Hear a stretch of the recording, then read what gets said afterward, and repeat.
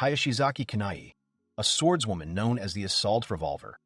Since she was young, she had challenged and won many dojos. But it was not just bragging. She fought like a wind god.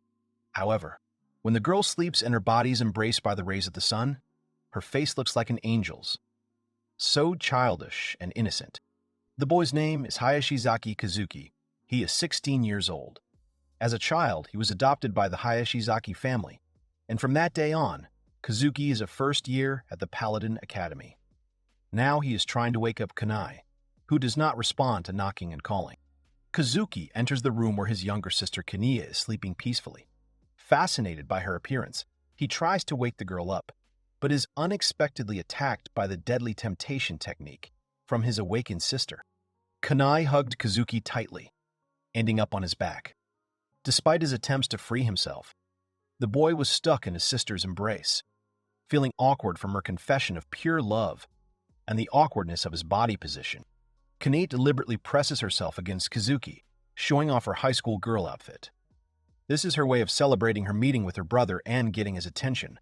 The boy feels uncomfortable and tense about the situation. Deciding to take action, Kazuki stands up, throwing Kanai off. The girl falls and cries, but later admits that she only wanted to distract her brother before preparing.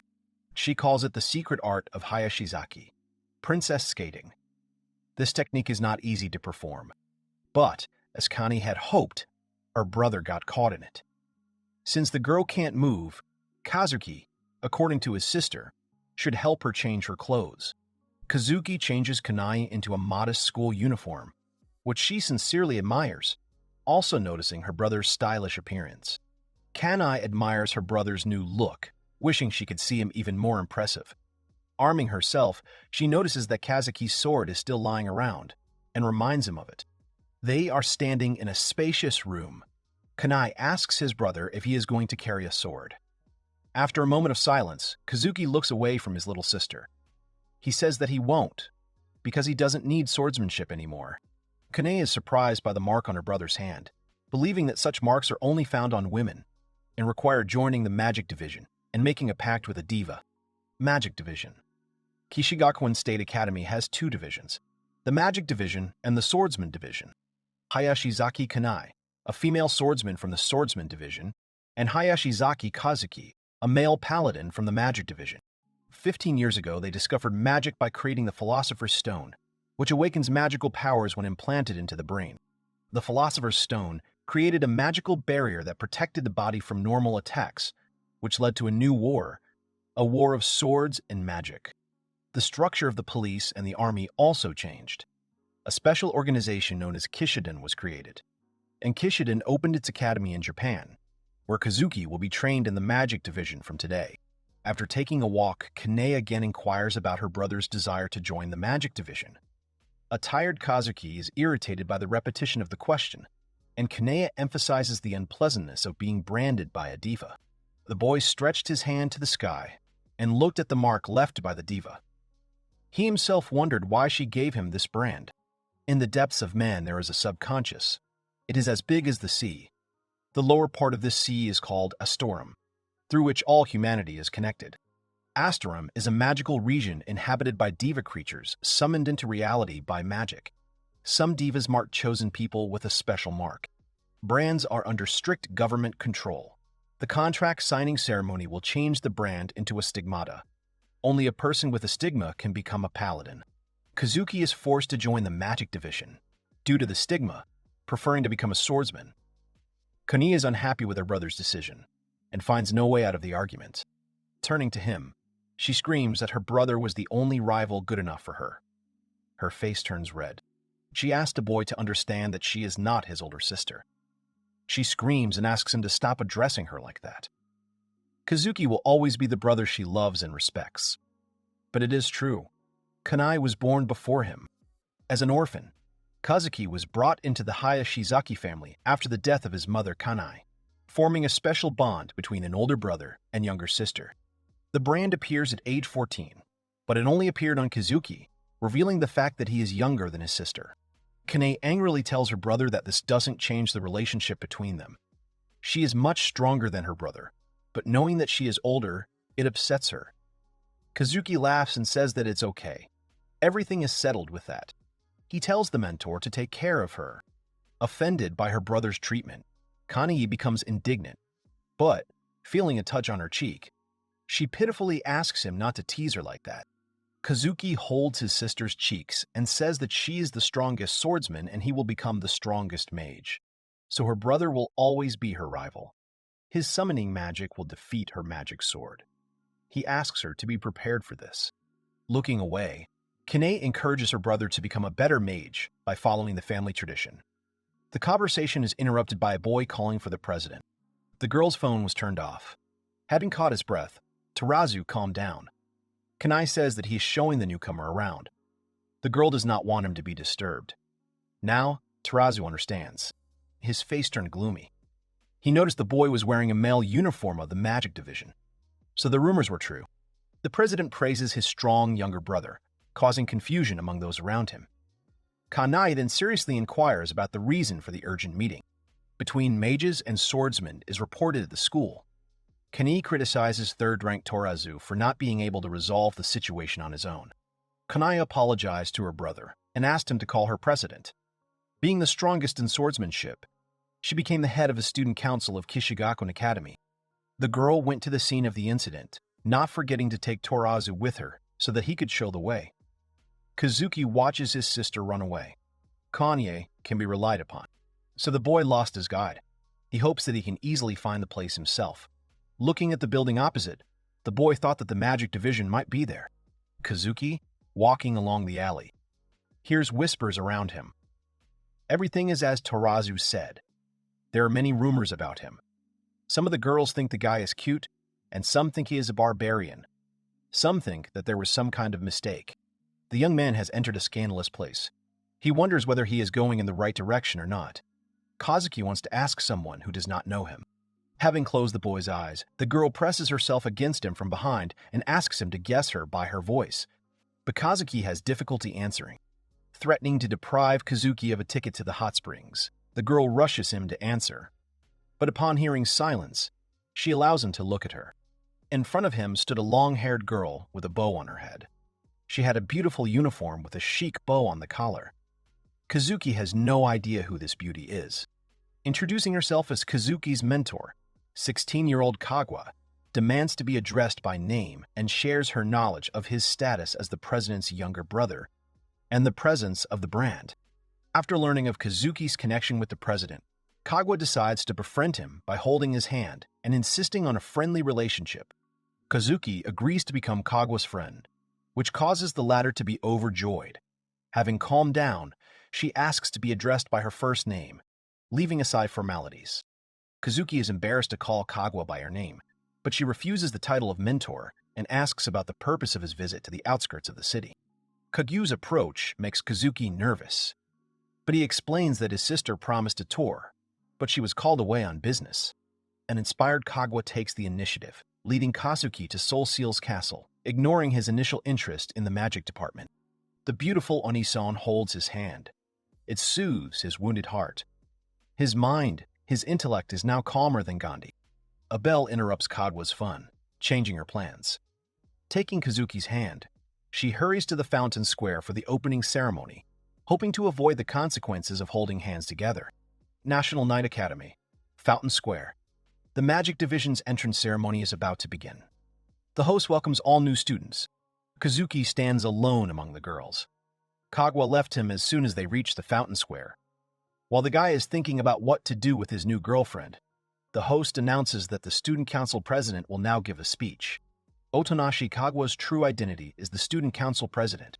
Realizing the power of Kagwa, the president talks about the phenomenon of carcinoma, an invasion of magic and creatures from Astrum that turn the familiar world of myths and legends upside down. 7 countries, including Japan, America, Russia, and China, have obtained magical powers from ancient legends, as they continue to prepare to defend themselves from threats from the outside world. International and domestic conflicts over illegal magic usage have escalated, increasing the number of illegal magicians. Kishiden fights against invasion, illegal magic, and carcinoma. But no one should be afraid, because everyone is here now, in a place where there is enough power to fight these threats. All of them. chosen to be the 72 Pillars of Solomon, the prestigious cadets of Kishiden, the heroes of the New World. High school students experience doubt and uncertainty as they take on responsibilities interrupted by the noise of wheels. Turning to the source of the sound, fear appeared on the students' faces. On the platform with wheels was a chained dragon, which was about to break loose to devour and destroy everything around. By breaking the magical bonds, the president releases the dragon, which wreaks havoc among the frightened students who do not understand the reason for her actions. The dragon stands on all its paws and looks straight into the crowd. All the newly arrived students, looking at the keen eye, begin to be afraid. The powerful creature senses the fear of the little people. He lets out an angry roar, which would make everyone run away in every direction. Shem Ha Meforash. Her power, thirst for omnipotence. According to this contract, she must obey her orders and show her power. Her name is Asmodeus. The dragon rebukes Kaguya for using her as a mere spectacle, declaring his intention to turn the world into hell by embodying unholy desires and misfortunes. Ordered to return to the other world, the dragon disappears. This is the world of Guernica. The president attacks a powerful dragon, which is now consumed by darkness. The newly arrived students have not moved from their place, including Kazuki himself. They watch what is happening attentively. The dragon begins to dissolve into tiny particles floating in the air. Leaving only smoke, the dragon disappeared. Kaguya explained the essence of summoning magic, emphasizing the need for a sincere desire for justice, a sense of responsibility, and the ability to properly wield power. And, having finished her very long speech, Kaguya says that she is glad to welcome everyone to the Magic Division. As the crowd cheers after the president's grand speech, Kazuki stands to the side and wonders why he, a mere man, is destined for such a powerful force. Justice, peace, just incomprehensible ideas. Kazuki just wanted to make his father, who adopted him, happy. That's all. The boy asks himself a question about whether he can, as Kaguya said, take responsibility for this evil force. Kane calls her little brother. He asks if she has completed her task. The girl laughs and says that those fools who started the fight are well offended. Someone addressed Kane-chan. While meeting with Kazuki and Kane, Kaguya mentioned the conflict between magus and swordsman, noting the provocative actions of the mage apprentice.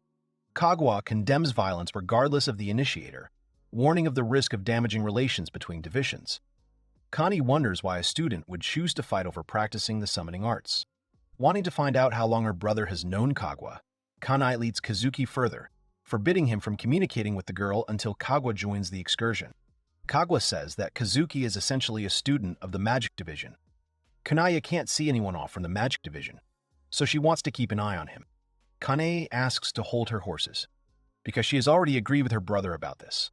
The girl demands that her rival does not interfere in their personal life. Kaguya says that a student of the Magic Division must be accompanied by the corresponding student council president.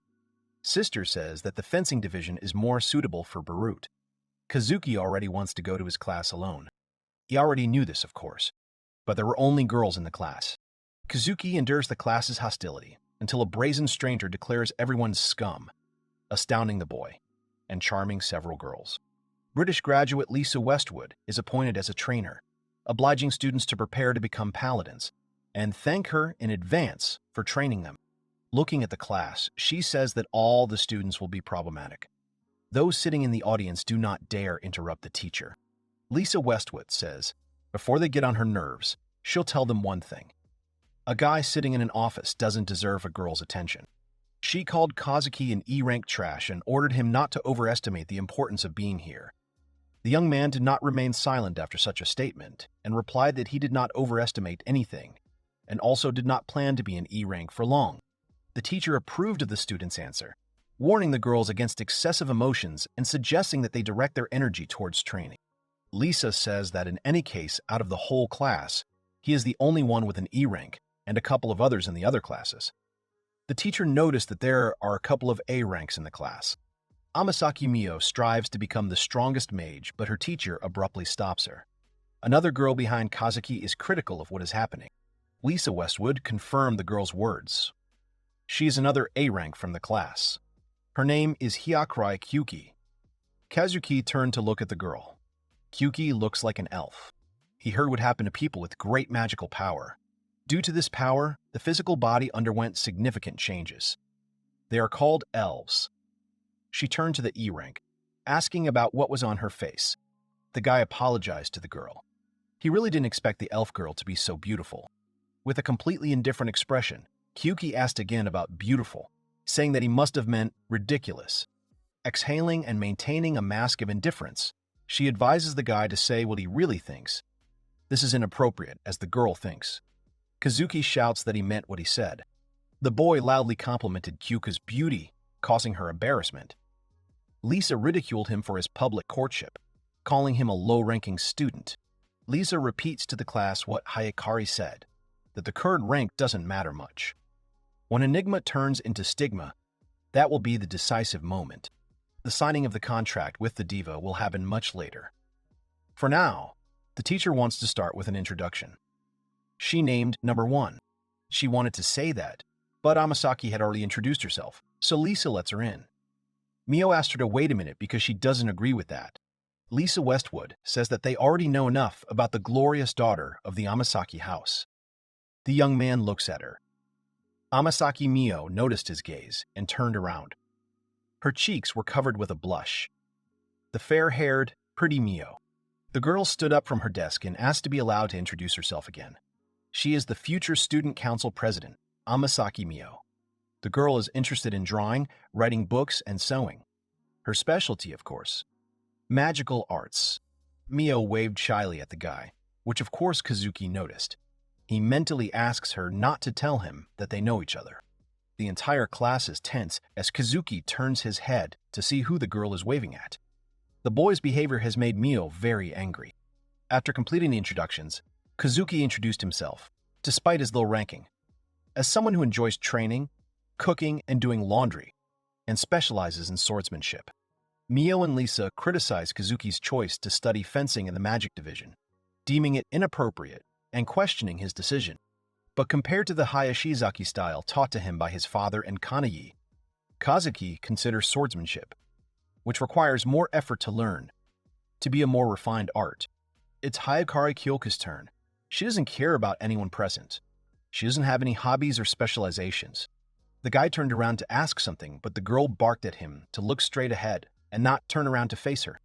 Mio looks at this situation and thinks about Kazuki's words against magic and the identity of the diva who gave him the enigma. The girl thinks that he is an idiot. The contract signing ceremony has finally begun.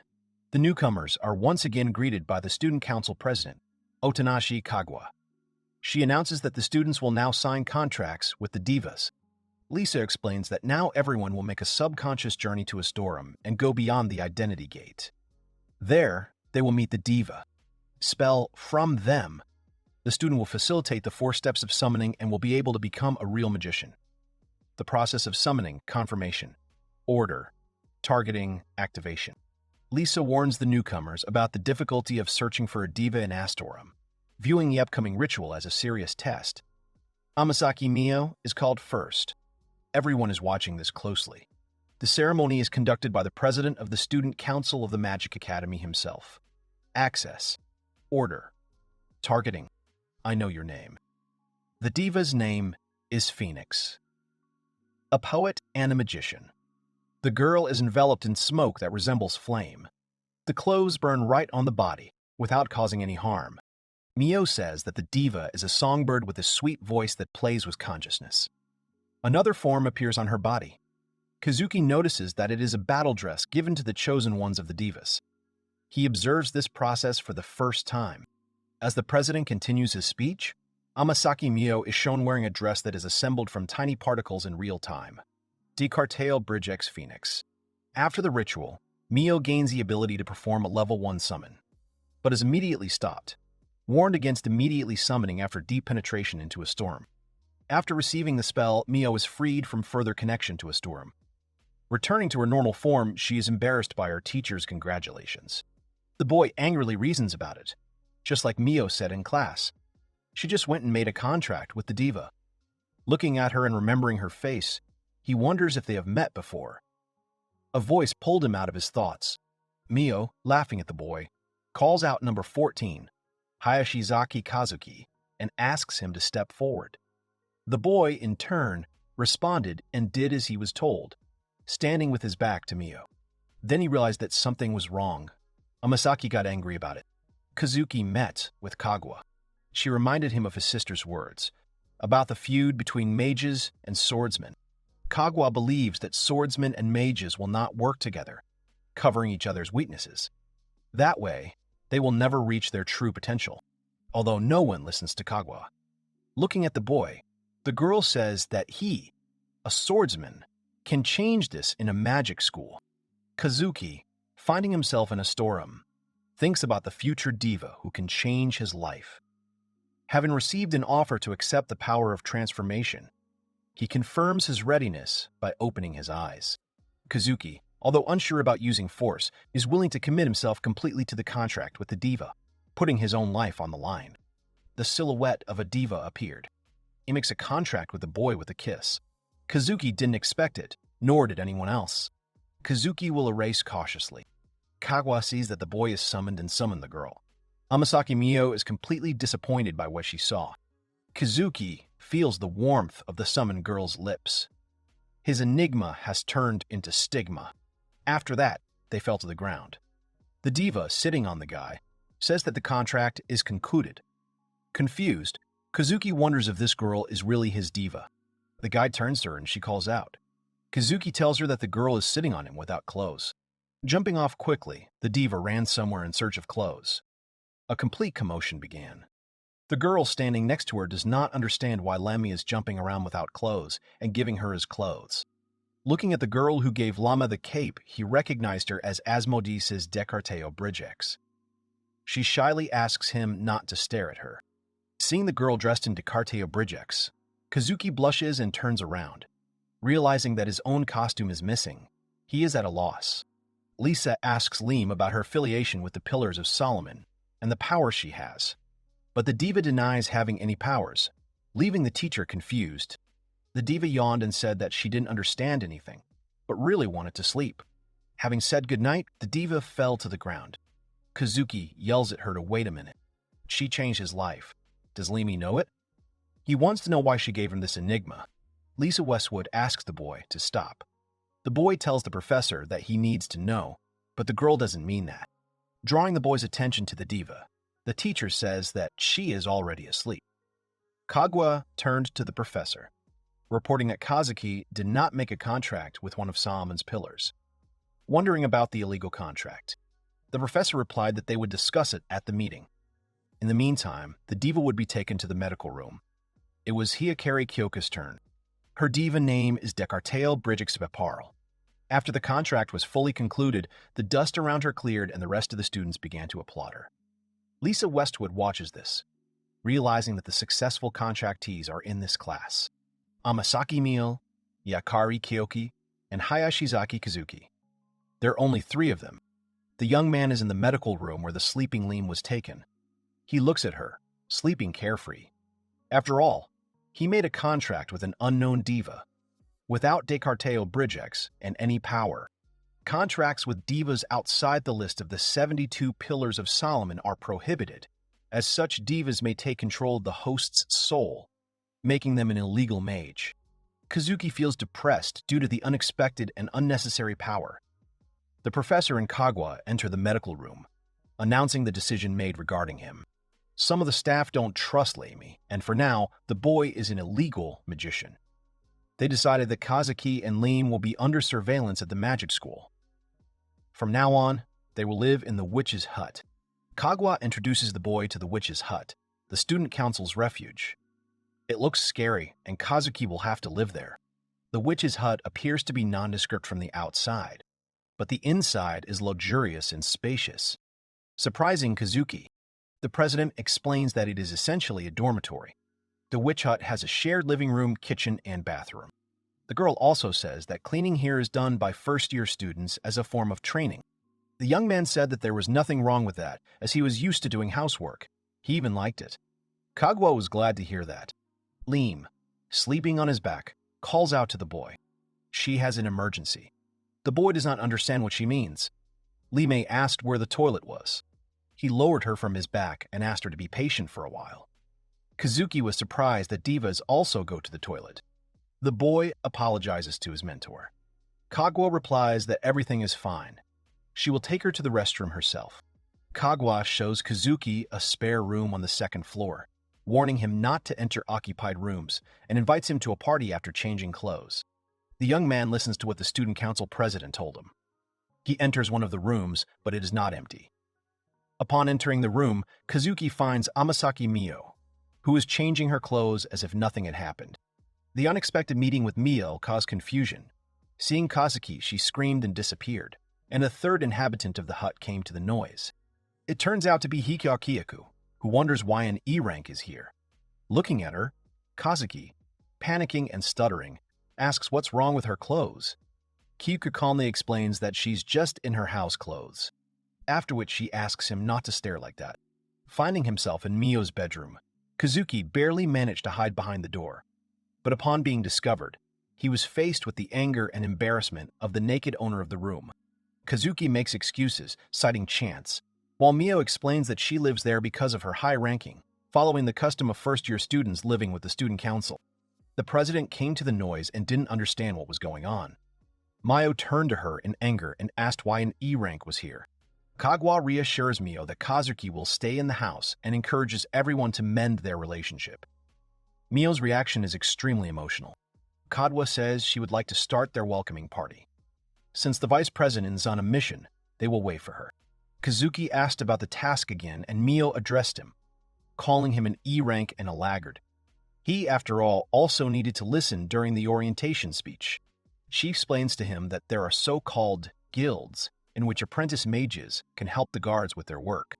They form groups, destroy monsters, explore magical worlds, and catch illegal magicians. How well they complete their tasks determines their ranks. Duels between students also affect ranks. Kyuka, in other words, says that it is foolish to boast about your current rank or to worry about it. Kaguya is already a second year, but the boy is curious about the seniors. Mio asks him if he listens to people at all. The boy is so tired that his head no longer works. Amasaki says that third-year students travel around the country and visit the order's branches as interns, so if you catch them, you can consider it lucky.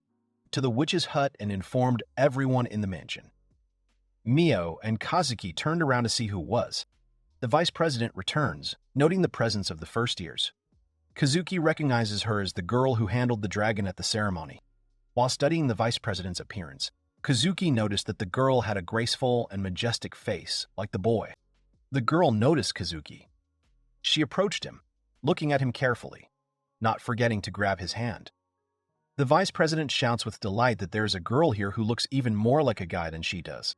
Spinning around like a top, the girl only talks about her cool face and strong physique, comparing with a real guy. She holds Kazuki by the elbows, and the guy, looking into her eyes and addressing her as a mentor, says that he is the guy. The vice president apologizes to Kaguya for the boy's presence causing her to be scared. It turns out that the girl is afraid of men due to her lack of experience with them. The president forces her to stand up and formally introduce herself. The vice president, Hoshikaze Hikari, introduces herself with emotion and hesitation, reacting sharply to Kazuki's gaze, which makes the boy find her especially attractive. Lim appeared next to him, saying that the girl seemed worthy of a contract. The young man did not understand what she meant. At that moment, Hikari remembered that she had brought a lot of goodies, which made Kaguya very happy. The party has started. Kazuki goes up to his bedroom, realizing that a new stage of his studies has begun. Recognizing the unusualness of his new acquaintances, he hopes to establish good relations with them. In his room, Limi is sitting, telling him that he is late. Kazuki thought that she doesn't have her own room, but she just wants to talk without prying ears. The young man does not understand what they will talk about, because Lemay has lost her memory. This is true, but Lim has vague memories of who she is and what her mission is. First, as her contractor, Kazuki must learn who she is. Limi's real name is the Lesser Key of Solomon, Limietin, the demon god who rules over the 72 pillars. Kazuki is dumbfounded by what he heard. He thought that the Limiten was a magical book that everyone knew about. Diva explained that people were more accustomed to seeing her as a book. In reality, King Solomon was summoned through a contract with Lemagittan, the commander of his 72 pillars. This is the power of Lamak. Lim's magic is Goetia.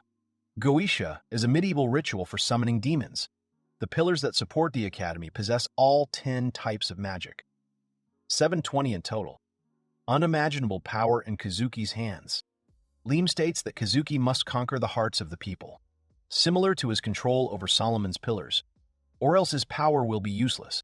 If, for example, Amasaki falls in love with a guy, then a connection will be established between them, and Lemay will draw out the power of the phoenix.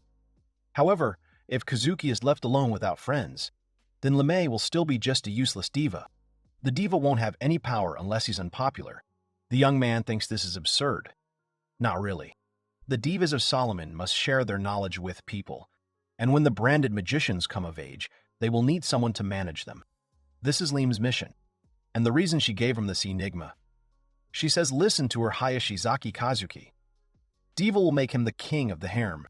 Amasaki Mio, resting in her room, hoped for a touching reunion. It has been 5 years since that day. She is upset that Kazuki has forgotten her. The young man asks again about the harem king. Limi explains that the king unites everyone with his power of convergence. Without this, people will not be able to resist the gigantic will that will soon sweep through this world. Kazuki is wary. Individually, men are weak, so they exist to obey the king. This is the mission of Lim in the 72 pillars. And for this he will need a harem, which will not be easy to create in a short time, as the boy thinks. Not at all. Lemagittan must give him Decorteo Brigex, suitable for creating a harem. An ornament appeared on his hand. It is none other than the Solomon's Ring. It hears the hearts of girls, recognizes their feelings, and evaluates them. Lemagittan asked to activate the ring with his magic. A board appeared in front of the young man, showing all the girls who have a diva. These are the measured feelings of the girls that the guy has to seduce. The display shows their sympathy level. Amasaki Mio has the highest likability level. Kazuki thinks there is definitely a mistake here. He doesn't realize that Mio is the first. She hates swordsmen and always makes him look like an idiot. Limi says that when the level exceeds 65%, the boy will receive the key to their hearts. Then he will be able to use the first level of diva summoning. Kazuki must win the affections of 65% of the population, starting with Amasaki Mio. Lemagittan convinces him not to worry, noting that the ring tracks changes in the heart. They become visible to Kazuki. Success is marked by hearts. Failure by shards. If he sees the girls' hearts change, he can make them happy. Kazuki will be able to seduce any girl. The young man is now thinking about how he must make someone fall in love with him in order to become stronger. He doesn't hate girls, and of course he's interested in them, but chasing them for power is unfair.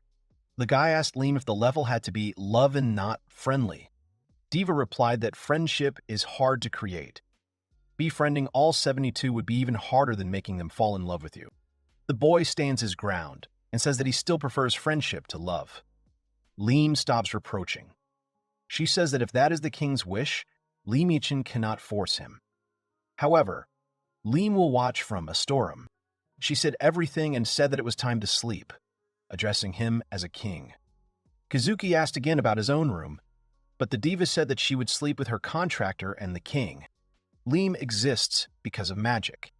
The closer they are, the more stable her condition is. She says goodnight to the steadfast king. The boy, embarrassed, asked who she called steadfast, mentally trying on the image of the harem king. Kazuki doubts the success of his plan. His thoughts are interrupted by the vibration of his phone, signaling a message. It was a message about Kanai going to bed and describing what she was wearing to bed. Big sister, as always. In the morning, with the living room filled with sunlight, Kazuki finishes cleaning and begins preparing breakfast, intending to impress his older friends with his diligence. Thinking about the task of increasing likability, Kazuki checks the refrigerator supplies, finding enough food to make dinner. Distracted, Kazuki noticed that Amasaki Mio had already woken up and came into the living room. Despite the high ring value, Kazuki's attempt to communicate with Mio failed. The girl passed by without paying attention. He carried the dish to the table and Amasaki turned to look at the food. It was karahag. Karahag is just chicken fillet fried in oil. Kazuki says that he lived in an orphanage. and the cook taught him how to cook this dish. He was distracted by something. He noticed a heart appearing near the girl. The Ring of Solomon has reacted. This is the power of Descartes Bridgex that Leem spoke of. Looking closely at the ring, Kazuki wondered why now. He suddenly realized that Amasaki's favorite food was karage. The boy asked her if it was boring to just look at the food and suggested that they try the dish together. Amasaki Mio angrily asks about him wanting to make her clean up afterwards. The boy did not quite understand her behavior. Mio, citing the difference in rank, refuses to help Kazuki, stating that his job is to serve her, which causes the boy's displeasure. He turned around silently and went back to cooking. Mio watched him as he worked. A smile appeared on her face. There they stood, not far from each other. While Kazuki was diligently preparing the next dish, Amasaki stood behind him and smiled. The women praised the delicious fish, assuming that Kazuki caught it himself. After learning the truth, they highly appreciate the quality of the dish and the skill of the young cook. Ikari, tasting the dish, is surprised that the guy can cook so well. Maybe she won't be afraid of guys like that. While they are all eating together, Lemay is mentally groaning at the king who won their stomachs, not their hearts.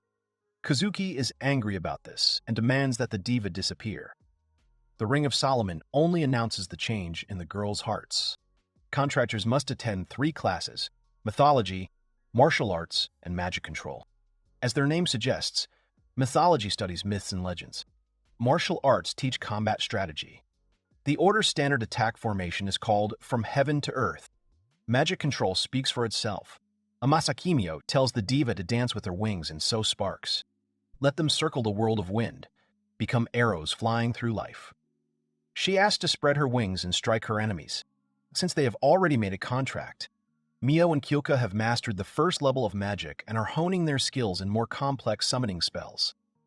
The other students are also trying to make contracts with the divas.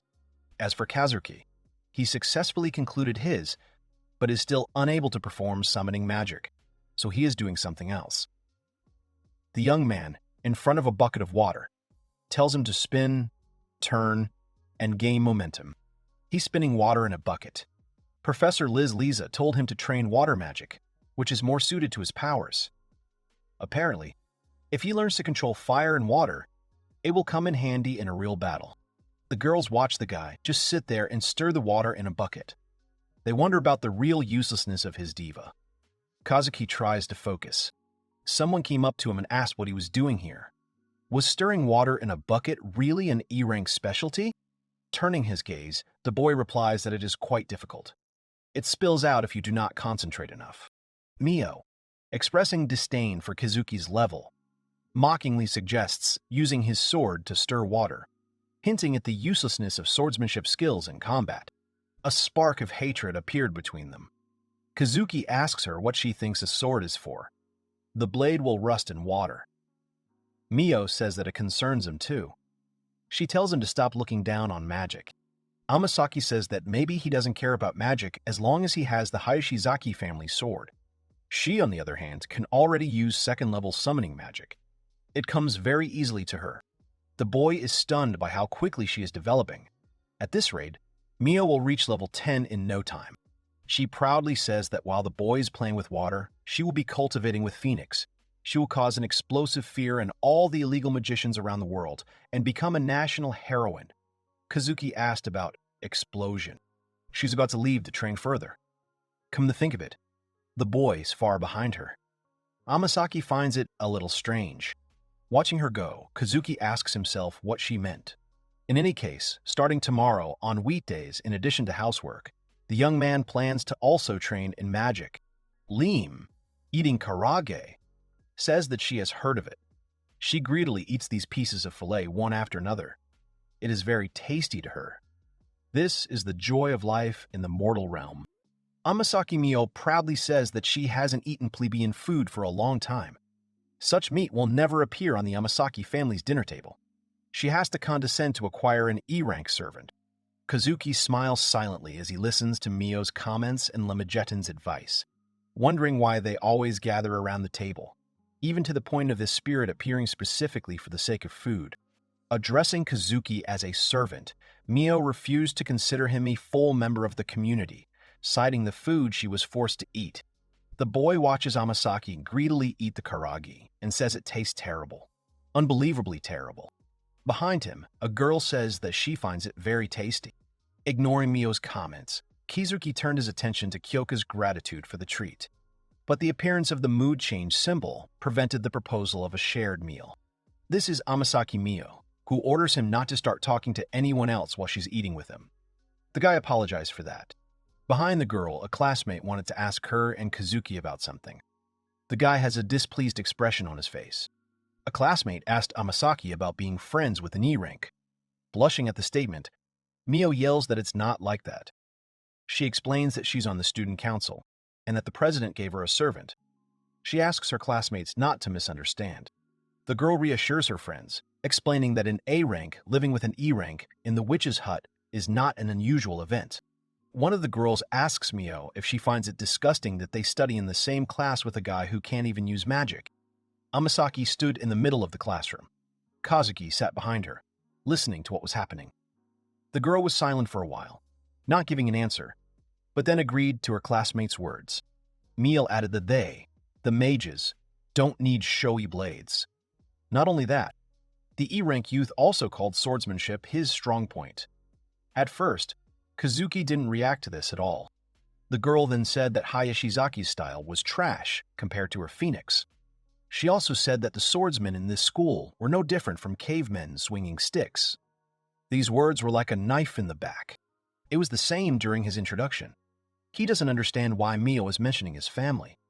If she wants to make him look stupid, fine, but insulting people close to him is too much. The guy directed his piercing gaze at the girl. He would have used physical force if the opponent had been male, not female. They make eye contact and Amasaki asks him if he's going to say anything or if he's just going to put up with it because he has nothing to say. Someone addresses the girls who are angry at the boy. It is the diva who asks them who gave them the right to speak. Calling them worthless, the diva reminds them that they have not yet mastered even the weakest summoning magic. Having materialized, the diva Kazuki boasts of his swordsmanship and offers to prove it in a test, irritating the boy. Leem said that she doesn't remember much, but she is sure of one thing. Although LeMay doesn't know why she chose Kazuki, the fact remains. The guy is far from weak. She whispers in his ear that this has nothing to do with the Ring of Solomon, nor with the level of subjugation. After all, Kazuki longs to meet them on the battlefield. He wonders about wanting to fight a mage simply as a swordsman. He is a mage and must cast aside his swordsman habits. The girls LeMay insulted ask what they are whispering to the young man about. Kazuki can't let his loved ones be mocked any longer. That's why he went this far. He wants to make them change their minds about swordsmen. The boy stands in front of Amasaki Mio and, in response to her insults, he says that he is forced to challenge her to a duel. If Kazuki wins, then she takes back all the words condemning the Hayashizaki family. The girl quietly answered him that the young man had not changed at all since then. She accepts the challenge and says that she will wait for him after school. Amasaki Mio and Hayashizaki Kazuki ask Kagwa-san for permission to duel. The president does not understand the reason for their discord, because they should not fight each other. Someone shouts that this is what was expected from the young man. Kanaya exclaims that the time has come to show the mages Kazuki's power, believing that he intends to destroy the magical community from within. Torazu, who has let his guard down, suffers from the delay. Kazuki gently chides Kane for her family attachment, which distracts her from her duties. Kane gives her brother the sword, Dufu, caring for his safety. Dufu is Kazuki's legendary sword, created through alchemy and known for its durability and sharpness, given to him by his adoptive father as a sign of his coming of age. Kazuki decided to become a mage because of the enigma, but in the end, he is a swordsman. The young man has been training for this his entire adult life. Kanai playfully asks for a kiss, but Kazuki is embarrassed by the scene in front of the audience, who consider their interaction to be family fun. Amasaki Mio came to her senses and said that it didn't matter what he fought with, a sword or a skewer. She wants to start a duel, which Kazuki undoubtedly agrees with. Kagwa prevents the duel from starting, but the fencing club president intervenes, supported by Kani, who motivates her brother to put in the effort. Rumors have already spread throughout the academy about the upcoming battle between a mage and a swordsman, a fight between two newcomers. The event is already starting and everyone is gathering to watch it. It was decided that the unplanned duel would take place on the territory of the University of the Magic Division. A lot of people gather around the area. Amasaki Mio casts a spell to summon her diva, Phoenix. The girl managed to gain more powerful strength during the entire training. Having transformed into the battle outfit of her diva, the girl says that there was no need for the students to come to the duel, which will last no more than a second. Hayakari Kyoke acts as a second in the duel between Amasaki Mio and Hayashizaki Kazuki. The girl announces the start of the battle. Kazuki estimates the distance between him and his opponent. They are 50 meters apart. On command, Kazuki quickly rushes forward, astonishing the audience with his speed, while Kagwa studies his tactics. Despite being a master swordsman, this distance is more than enough to summon. Mio activates Barret. Kazuki sees this attack and easily dodges it. The girl does not understand how this is possible. For the boy, it is simple. Cyclops is a nickname Kazuki received when he was a swordsman. Kane tells this fact to Kagwa. Mio thinks the guy is joking and activates Barret again. The sister explains that the ordinary swordsman EI can predict the enemy's intentions and movements. Hayashizaki's style is able to read the flow of magic. If you can predict the enemy's transition from inaction to action, the speed of the enemy's attack does not matter. Amasaki Mio's chances to dodge would vanish once the blade left its sheath. Kazuki was as close as he could get to his opponent, and was about to strike. Hayashizaki's style II takes milliseconds. Amasaki Mio didn't even have time to react to being attacked. With one blow, the girl flies to the side. It was a lightning attack, but Mio does not want to lose. She does not want to lose to the swordsman style that she despises with all her heart. Mio activates the summoning of the Master of Flame. Amasaki gets down on all fours and casts a spell out loud. Rays of light start to appear on the ground towards Kazuki. The patterns merge to form a huge pentagram under the boy's feet. With the patterns spreading across the ground like snakes, Mio was able to summon the Flame Emperor. Flames appeared from the ground like geysers, and were meant to burn the boy to ashes. The enemy is amazed by Kazuki's ability to dodge the fire and remain unharmed while standing at the site of the explosion. The girl only had time to think that the enemy had once again dodged her magic when she began to be covered with numerous attacks. Second Hayakaru Kyoke, who had been watching the fight the entire time, stopped the duel. Amasaki Mio is sitting on the ground. The girl announces that Hayashizaki Kazuki has won this fight. A deal is a deal. Mio will stop insulting his family. The people who were watching the battle were amazed. Kenshi demonstrated that many people underestimate swordsmen. People are too fascinated by divas and have forgotten their true strength. She tells Kagwa that she is looking forward to the next interdivision competition. Kanai and Kagwa will have a lot of fun there. A shocked Amasaki Mio shouts that she has not given up yet. This attracts people's attention again. Kazuki yells at her to calm down and finally admit that Hayashizaki's style is not weak. The girl refuses to do this. She believes that this style of fencing is weaker than her summoning magic. She calls the style trash. The boy reminds him that they had a duel for this, but he notices that Amasaki is crying with her head down. She asks how Kazuki could not remember her. Her tears fall on her legs. The girl asks him to leave her alone. Mio raised her head, tears streaming down her cheeks. She looked straight into Kazuka's eyes and shouted that she lived in the Nanohana house with him. The Nanohana house was an orphanage. Kazuki lived there until he was adopted by the Hayashizaki family. There was a girl who always followed him around like a little sister. He realized that her name was Mio. The defeated Mio is sad, but Kazuki recognizes her and remembers her childhood years, causing the girl to protest against the nickname Little. He concluded that since they met again, the boy had been hurting her. She cries and screams that Kazuki abandoned her, left and forgot about the girl's existence. The guy stands in front of her, sitting and crying on the ground. He feels terrible. He thinks he's terrible. Amasaki stood up from the ground and wiped away her tears. The girl was about to leave, but turned around and told Kazuki to take note that she would never forgive the Hayashizaki family for taking Kazuki away from her. 5 years ago, Kazuki left the Nanohana house because he was strong, and Amasaki Mio was left alone again. But soon after, the girl was also taken in because of her magical abilities. She convinced herself that magic was stronger than Hayashizaki's style, thus trying to overcome her loneliness. But Mio was wrong. Hayashizaki Kazuki is strong and his older brother behavior hasn't changed at all. Mio watched him. She herself knows that it's stupid to sulk for so long, but she's really happy to meet him again. Amasaki Mio returned to the witch's hut. She took off her uniform, lay down on her bed, and cried quietly. Kazuki came to her door and told her that dinner was ready. Through a closed door, Kazuki convinces Mio not to skip dinner by calling himself a butler. But the girl resists and demands to be left alone. Without any warning, Hayashizaki enters the room where the girl is whining on the bed. He orders her to eat his food. He sees an attractive picture before him, but not that attractive. Throughout the witch huts, they turned away from each other. Mio wrapped herself in a blanket and asked about the guy worrying about her even now. Kazuki turned around and said he was worried. He really couldn't let her miss dinner. Amasaki thinks that the boy still cares about her. The girl says that she's still angry with him, so she does not want to eat his cooking. Then Kazuki suggests another option. He is willing to become her servant again, as before. Mio thought about it. She reminds him that she lost the duel with him. Kazuki bows and addresses Amasaki as his mistress, informing her that the servant has prepared the meal and asks her to get dressed quickly. Mio blushes as she watches this. She turned away and said that nothing could be done, and that she was not angry with him at all. She was his mistress now.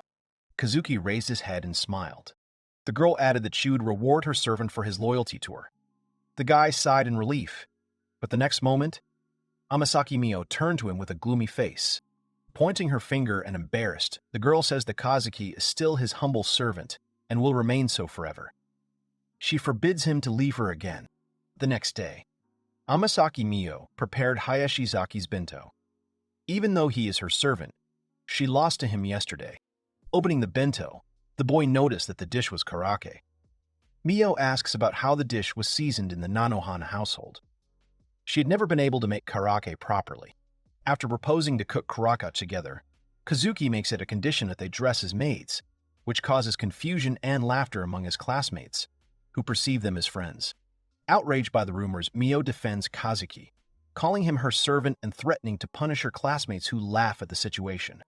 Listening to the comments of those around her, Mio notices Kazuki's smile and asks why, to which the boy happily offers her friendship. The girl blushed because she hadn't said anything to make him happy. It couldn't be helped. She let him stay on her side. Kazuki believes that the girl can't be completely honest, but that someday they will become friends again, like they were back in Nanohana's house. Suddenly, the boy noticed a beam from his ring to the girl's heart. Kazuki had reached level 65. He had obtained the key to her heart. The boy now understood what key LeMay was talking about. From now on, he was no longer useless as a mage with stigma. Amasaki Mio and Hayashizaki Kazuki are shopping for food. The girl says that he is acting tough. Approaching him, she said that as the hostess, she would help him. Behind them were her classmates who recognized Amasaki-san. The people around him noticed the warm atmosphere between Kazuki and Mio, mistaking them for a couple. An indignant Mio accuses the guy of being overly happy, and his ring records an increase in sympathy to 67%. Mio and Hayashizaki are cooking in the kitchen. The younger brother is cutting vegetables, and Mio-san is putting them in a bowl. Their hands touched, and they immediately became embarrassed. The president and vice president are watching them from behind, from around the corner. Kagwa thinks they look like a newlywed couple. Hikari thinks it's cute, since she wouldn't turn down something like that herself. Noticing the observers, Mio whispers to Kazuki about the need for action, but he only treats her to a spoonful of the dish, giving her pleasure from the taste. Amasaki shouts that he will call the dish Golden Mio-saga Curry. Kazuki thought about how the dish for others would be a little sweet. He turns towards the doorway and calls out to Hayakari Kyuka. The girl peeked out and asked what was wrong. The boy offered to try the curry and held out a spoon. Kyuka said that Kazuki shouldn't make it just for her. He holds a spoon with curry and waits for her to try it, because he wants her to like it too. Kyuka agrees. She said that the curry was a little sweet, although the taste was very good. The girl smiled. Kazuki said that he would add more spices with chili peppers, but for him and Amasaki Mio, he would leave everything as is. Mio's joy at sweets increases her sympathy towards Kazuki. Kagwa appears and announces the upcoming interdivision competition. It is a grand event, where the magic and fencing divisions engage in demonstration duels for the entertainment of newly admitted students and ordinary citizens. The student council president announces that the divisional competition will begin next Sunday, and they need to choose one newcomer. Amasaki Mio wanted to volunteer, but Kagwa stopped her, saying that the girl had already participated in a duel. This time, Hiyakara Kyuko. The girl is angry that she will not participate in the competition, but this is the president's decision. Kazuki supports her to calm her down. Into the witch's hut. The teachers told her that there was a residence near the school that she shouldn't go near. Her sister was crying, outraged that Kazuki lives in such a place. Just think, a guy in the prime of preoccupation, living with women, and not having her around. The young man explained that Kagwa slept with her because he had nowhere to go. Kanaya yells that this is unacceptable and that Kazuki should immediately transfer to the swordsman division. She is stopped by Kagwa. The student council president says that it's up to the magic division staff. Kazuki can't just transfer out. Kanai gave her a sly look and a smirk. Kani shows a document signed by a majority of the teachers, granting Kazuki the right to transfer to the fencing division at his own request. Kagwa was upset by this action. Kani, telling her brother that they should now go to the fencing division, wanted to take his hand. But no. Kazuki declines the transfer, explaining that he values his time in the magic division and the significant role the Hayashizaki family played in his life. Kanai has tears in her eyes because her brother rejects her. She yells at him for not listening to his older sister. Kazuki yells back that her position as older sister has suddenly become very convenient. They are distracted by Mio. Amasaki-san asks the president about who she thinks she is. The girl commands her servant as she pleases. Whether Kanai is the older or younger sister, Mio will not allow this. The fencing division student council president asks a newcomer about her problems. She reminds her that rank is not an indicator. The conflict between Kanaya and Kazuki worries Kagwa. Kanaya justifies her desire to transfer her brother by bolstering the confidence needed by weak students in both divisions. If the brother stays, the mages will learn to respect the art of fencing and the fencing division. Kanai doesn't deny Kagwa's words, but she reminds him that Kazuki can't use summoning magic, so the magic division isn't his place. Sister says that if Kagwa insists, they can test his magical abilities in a duel next week during the inter-division competition. To them, apologizing, a girl peeked in, asking if the fencing division student council president was here. Everyone turned to look at her. Kane wanted to say that the girl was just in time, but she didn't have time. The door clicked, and the girl left. Kanai runs after the girl screaming, ordering her not to run away from her. Mio, Kazuki, and Kagwa watch silently. The older sister returns back to the mansion with the girl who was looking for her, but after finding her, she ran away. Kani introduces her close friend and second-in-command of the swordsman, Kamizumi Iori, to the audience, mentioning the upcoming duel. She says that if Kazuki can defeat Iori without a weapon, only with summoning magic, Kanai will acknowledge her brother as a skilled magician. Kagwa is shocked by the idea of a duel where Kazuki, who defeated magic with a sword, must now win a sword versus magic battle. The future opponent is worried when he hears the news, and Kanai smiles mischievously. Kamizumi, being Kanei's student, mastered the techniques of the Hayashizaki family style, reading intent, seeing magic, and instant attack. If this is a normal duel, simple magical attacks like Barrett might work. The boy watched the girls leave. Kani hurries Aichan, because Terazu will scold them again. Kagwa tries to prevent the duel, but Kanai insists that a victory will enhance the swordsman's reputation. Mio reacts sarcastically to her future opponent. Kagwa reports with annoyance that the whole situation has turned out quite badly. They have thrown down a challenge that they cannot ignore. The president comments that Kanai is quite simple and impulsive, but her cunning side can be very annoying. Hikari is alerted by the smell of burning coming from the kitchen, causing a general commotion over the burned curry. While training after school, Kazuki proves that Limmy is capable of replicating others' magical abilities by displaying a copy of Mio's attack and disproving his diva's initial assessment as useless. Lisa advises Kazuki to hide the source of his powers, emphasizing the power of Limajatan and recommending not to spread information about its capabilities. She told Kazuki to tell everyone that Lame can copy low-level summoning magic. Kagwa asked why only Phoenix. She wondered why the boy couldn't use her Asmodeus. The boy says they're just not compatible. The president bets they can make it work if she practices a little. Mio came up behind him and patted him on the shoulder. She was embarrassed by the words that they were compatible. They had the same magic and the girl was ready to help him. Kazuki realizes that one attack is not enough to win, and LeMay suggests getting closer to the girls to master higher spells. Thoughts are interrupted by a caring Mio offering juice. Lean points out to the boy that Mio's level of affection is so high that she herself has begun to approach him. The girl, embarrassed, says that she must protect and take care of her servant. Kazuki should appreciate his mistress's kindness. The boy tells Mio that summoning magic is more difficult than he expected. The boy thought that her diva was doing all the work or something like that. Amasaki-san lets the boy rest until tomorrow if he has used up all his energy and then continue training.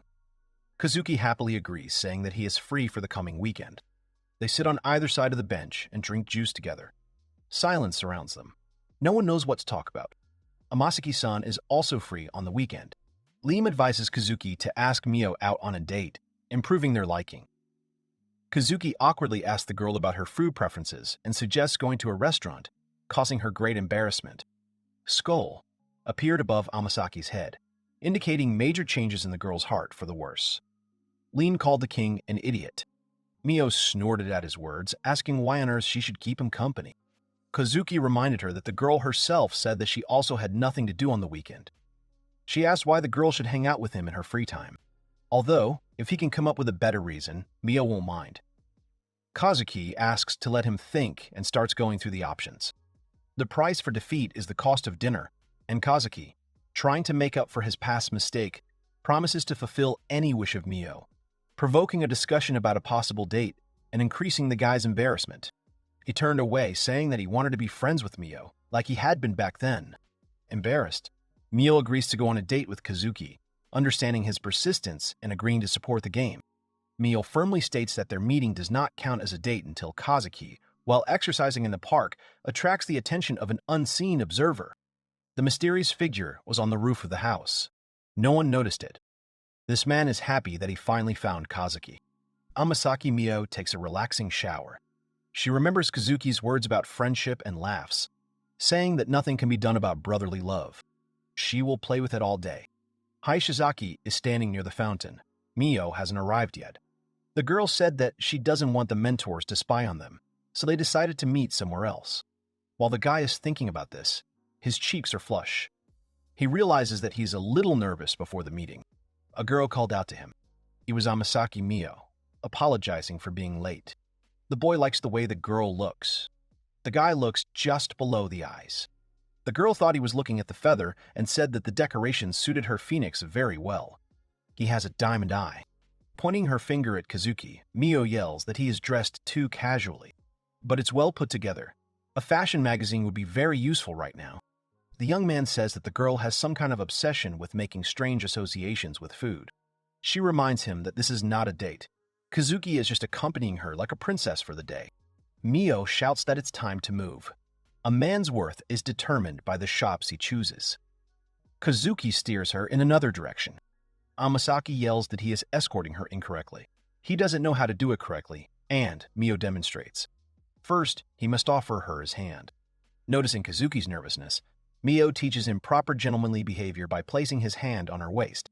Mio laughs at the boy's blush becoming even more intense. Kazuki counterattacks and says that the girl herself has a face like a tomato. Their Tokyo district, destroyed by magus and reborn as an alchemical center, is known for its many shops and workshops, becoming a world leader in alchemy and a government base. However, some parts of the city are still in ruins, and trouble awaits those who turn into a dark alley. In these places, members of the Order and students of the Magic Division, or anyone with a stigma, become targets of illegal magicians. The so-called stigma hunt. While they're having fun here, maybe Kazuki didn't take the sword for nothing. Mio scolds the boy for looking back all the time and not performing his function properly. As they pass by the alley, Kazuki noticed a kitten and they looked at it. Mio meowed like a cat, but then fell silent. They looked like two tomatoes again. Amasaki said she was joking, but Kazuki said she was joking, but Kazuki thought it was cute. They had dinner at a restaurant. The young man visits restaurants on weekends for his pocket money. He wants to improve his cooking. A waiter approached them with a special offer for couples. Kazuki said that they were interested in it. Mio was fed up. She exclaims that they are not a couple, but the guy offers to become her for a free special cheesecake with cream. The cake only comes with one fork, and the icing says the girl is writing a message in syrup and feeding it to her boyfriend while saying, "Open your mouth." The waiter asks Amasaki to show her true feelings. Mio draws the word fool on the cake. The waitress thought it was some kind of emotional display. Now Mio has to spoon-feed him. Kazuki tried and said it was the princess's turn. Mio screams that she won't do it, but she gave in. The young man scooped up some cake with a spoon and asked Amasaki to open her mouth. The girl blushed in embarrassment. They spent time in the restaurant and it was time to leave. The girl came out happy and grabbed Kazuki's hand herself. They went to a clothing store. They tried on different outfits and jewelry. The level of sympathy became higher and higher each time. The boys lost track of time. It was already quite late. The princess's escort was already ending. What they were doing was fun with friends. And even if he asked her out as a friend, it wouldn't be like the time they spent today. Kazuki wanted to tell her something, but the girl asked him to wait a little. As she ran away, she ordered him not to move away even a step. Kazuki notices the pursuit and a disturbing atmosphere of the area. Then a girl quietly runs up to him, dreaming of having a private conversation with him. He turned around. The girl thought that she shouldn't disturb the couple and asked about their relationship. If they were dating, she would be upset. It was Oni. Fearing a trick, Kazuki cautiously approaches the girl, whose appearance matches his childhood memory, except for the hair color, holding back the rush of feelings. The girl noticed Mio's return. He asked her to wait a second and told her her real name. The girl's name is Kaya. Amasaki returned, clutching a small bag. Her joy was interrupted by Kazuki asking about the Nanohana house. Mio hadn't been there since her adoption. The guy said that he had just met Kaya, but she had silver hair. Amasaki-san is shocked. She remembers her with black hair. Perhaps the boy imagined it. The girl he met did not look like Kaya at all. He was interrupted from his thoughts by Mio, who held out the gift. She said that he could open it now. Inside was a ruby silver, the latest thing. After all, Kazuki could use Phoenix magic too. The girl reached out to him to fasten the ornament on the guy's neck. Kazuki looked away. Now there was a similar feather on his chest like hers. The girl allows him to thank her if he wants, and asks for a reward, hoping that he will give it to her. They both want to apologize. Kazuki, smiling, asks to be allowed to accompany her some other time like today. The girl's sympathy reaches its peak. Kazuki realizes the depth of his own feelings, gently touching her shoulder, causing her emotions to intensify. Kazuki picked up the girl and jumped away from the boulder that landed on the spot where they were standing. This is not ordinary magic. Hayashizaki Kazuki realized that this was an illegal magician, or more precisely, a stigma hunter. Holding Amasaki Mio in his arms, Kazuki looks at the stigma hunter. There was a whole ambush during their date.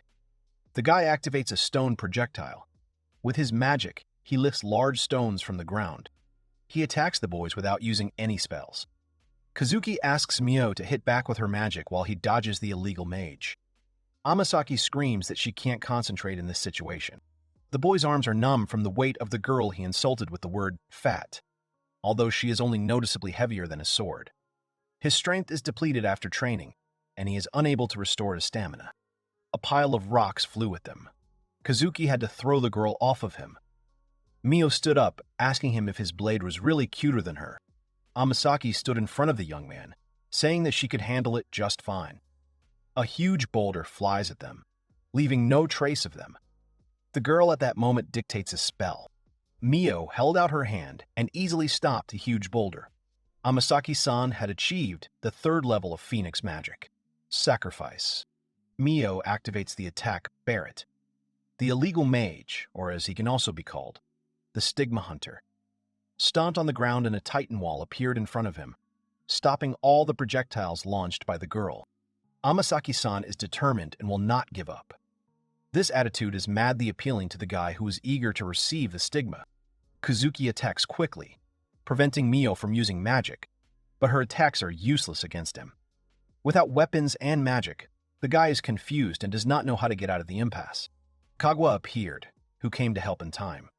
Hayashizaki did not expect her to appear. The president casts a spell. A powerful mage summoned a shadowy ghost that looked exactly like a shark, but was 20 times larger than a human. The gloomy ghost pounces on its victim, giving no chance for survival. The heart-rending scream of this illegal is heard. Kaguya, approaching the place where the guy was standing, said that he'd escaped again. The president was here because it was a mission. He was an illegal mage nicknamed Earth Snake. Hikari tried to deal with him, but he kept escaping. Kaguya explained that the super-fast casting is achieved through a special contract, an obsession that allows the diva to be sealed inside the mage, reducing energy costs and making it easier to cast spells. But, already possessed, the diva devours their mental essence with each spell. The Earth Snake will soon lose control as well. The president thought that one good blow would be enough to dispel the illegal's magic, but he slipped away again. Instead of stopping him, Kaguya believes that she should kill him right away with Guernica. In other words, with hellfire. Kazuki asked his mentor if she had ever killed. The girl, after a short silence, said that this would be her first. Kaguya changed the subject. She talked about how beautiful the starry night was and asked if they were returning home from a date. While the girls were chatting, Kazuki noticed Descartes Bridgex Kaguya. He's showing too much. Suddenly, the boy gets hit by a fist from Mio. Amasaki asks him not to make eyes at the boy with that look. Kaguya says that he shouldn't stare, because this is a battle outfit for fighting. They return home. Kazuki is surprised by the lack of new spells after reaching affection level 100. Remembering how easy it was to summon Barret, he wonders if he missed an important step. Lemichin offers a temporary conclusion of a magical bond with a simple touch, regardless of the level of sympathy.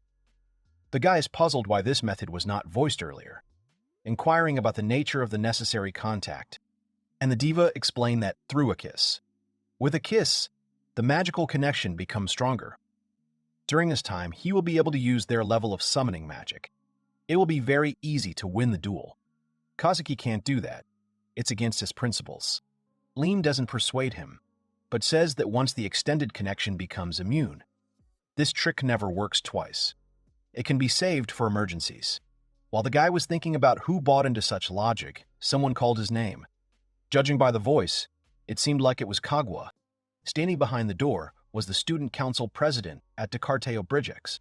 It looks a little strange, but Kazuki let her enter the room.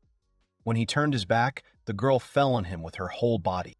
She caught and turned the boy over so that Kaguya was now sitting on top. The young man noticed that the teacher had purple eyes, which meant that she was not the real Kaguya. Kazuki struggled with himself to resist. He understands that it might come to this. There's nothing to be done. Kazuki is forced to use the trick he saved for Kane. The young man warned and apologized in advance for what he would do. His two palms quickly approached the girl's face. Kaguya came to her senses. She cried and apologized for it. Asmodeus also controls lustful desires, so when she summons him, this side effect occurs. Sometimes she gets amused. She didn't mean to do such a thing. Kaguya just wants to be his friend. Not because he's a guy or anything. The student council president asks her not to think anything bad about her. The girl respects personal boundaries. Kazuki thanks her for her support at school and her belief in the possibility of uniting the magical and fencing directions. Kaguya has always been very kind to him. The young man could not dream of more, so he asks the girl not to worry about it, and not to consider him so low as to disregard the good intentions of the mentor. The president hugged Kazuki, telling him that in fact, she was truly worried about him. Kaguya is disappointed by Kazuki's high expectations, considering her behavior selfish. Their confidential dialogue raises her sympathy to 65%. The rogue mage tells Akira to leave Mia and Kazuki alone. A girl appears from the shadows, claiming that she is pursuing them to return to the past and insisting on killing them herself, because they are important to her. Akira didn't expect to say that. She doesn't understand what's going on. It's like her head has split into two. She asks the illegal mage what he did to her. The girl screams and asks for her sanity to be restored. Hayashizaki Kazuki shouts that it's time to move. It's Sunday, which means the upcoming duel will determine his fate. The stadium is full of spectators waiting for the spectacle.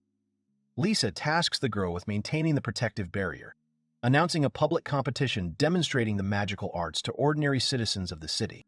Kagwa criticizes the decision to invite the public, fearing the infiltration of stigma hunters, calling the organizers frivolous.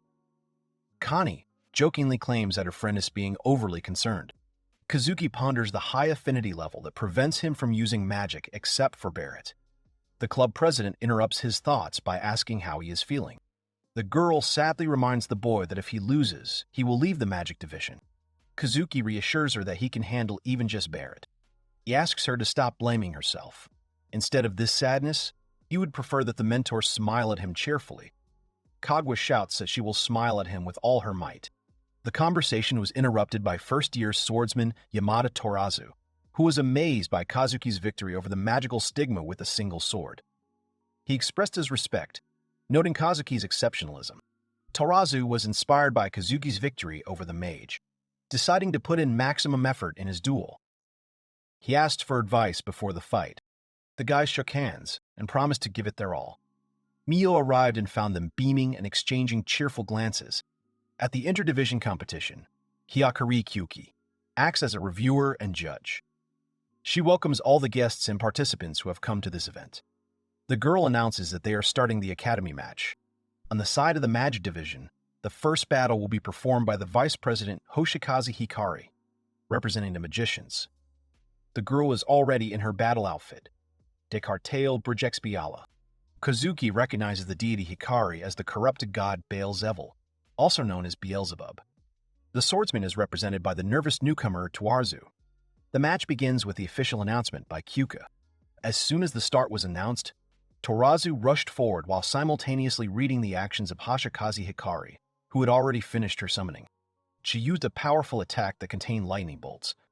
Having anticipated this, Torazu easily dodged the attack.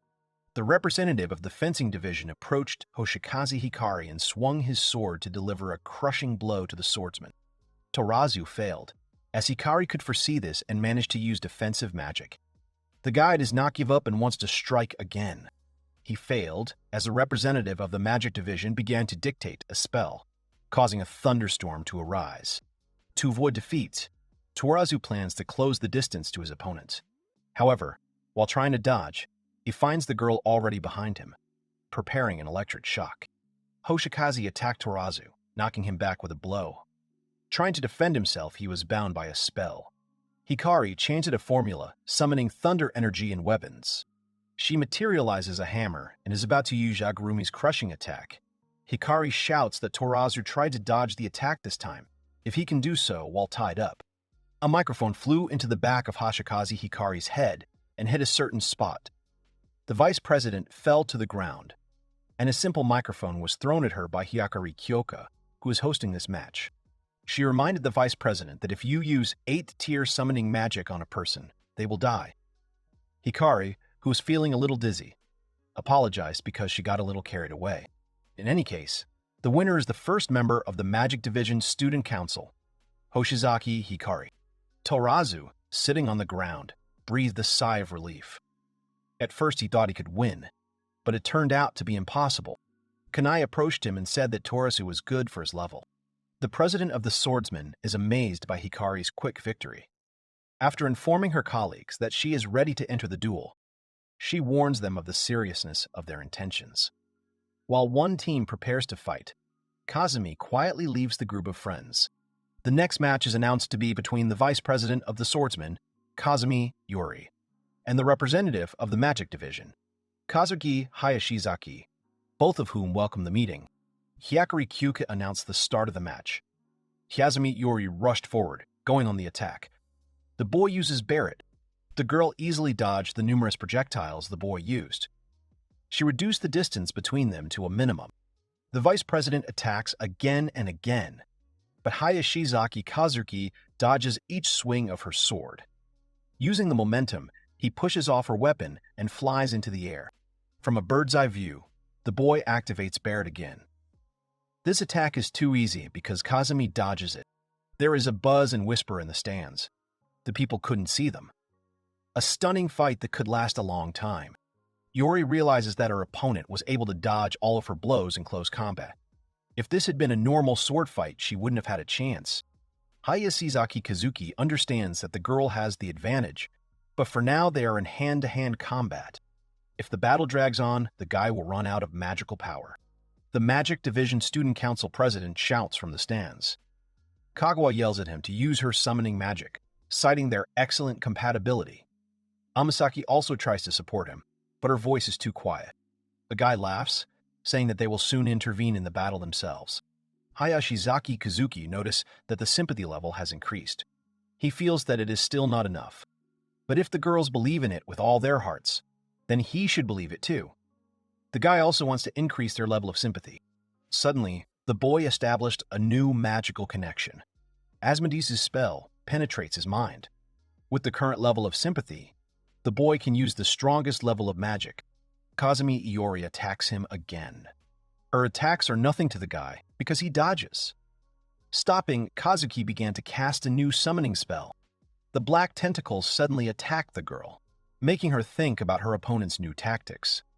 Kazuki realized the importance of mutual trust in order to activate sympathy magic. The boy will keep the love that everyone gives him in his chest and believe in it. Kazuki dictates a new spell. Kaguya notices that the boy's magical power is growing exponentially. Kunai shouts at Iori that the spell must be interrupted. These strong bonds are the boy's strength. Amasaki Mio noticed that the boy was already level 5. That's how the swordsman in him uses Phoenix Wing magic. Hayashizaki finished chanting. He used the attack Blazing Wings. The vice president of the fencing division was struck by bright fire. Due to such a powerful attack, Kazumi Iori was sent flying far back. The crowd in the stands was shocked. Many people opened their mouths in surprise. Yakuryuki stopped the fight. Kazuki is declared the winner, realizing the importance of team support. Realizing the uncontrollability of the final attack, he checks on Kazumi's condition, receiving an apology for the burns. Hayashizaki Kazuki extended his hand to help her up. The girl thanked him, extending her hand in return. The vice president of the fencing division wanted to say something to him, but Keket interrupted her, calling the guy just a jeweler's precision. The last attack burned the opponent's clothes. Iori ran away. Amasaki Mio and Otonashi Kaguya approached the boy to remind him that the boy had won thanks to his hard work. Hayashizaki Kazuki turned to his older sister. He stated that he was staying in the magic division.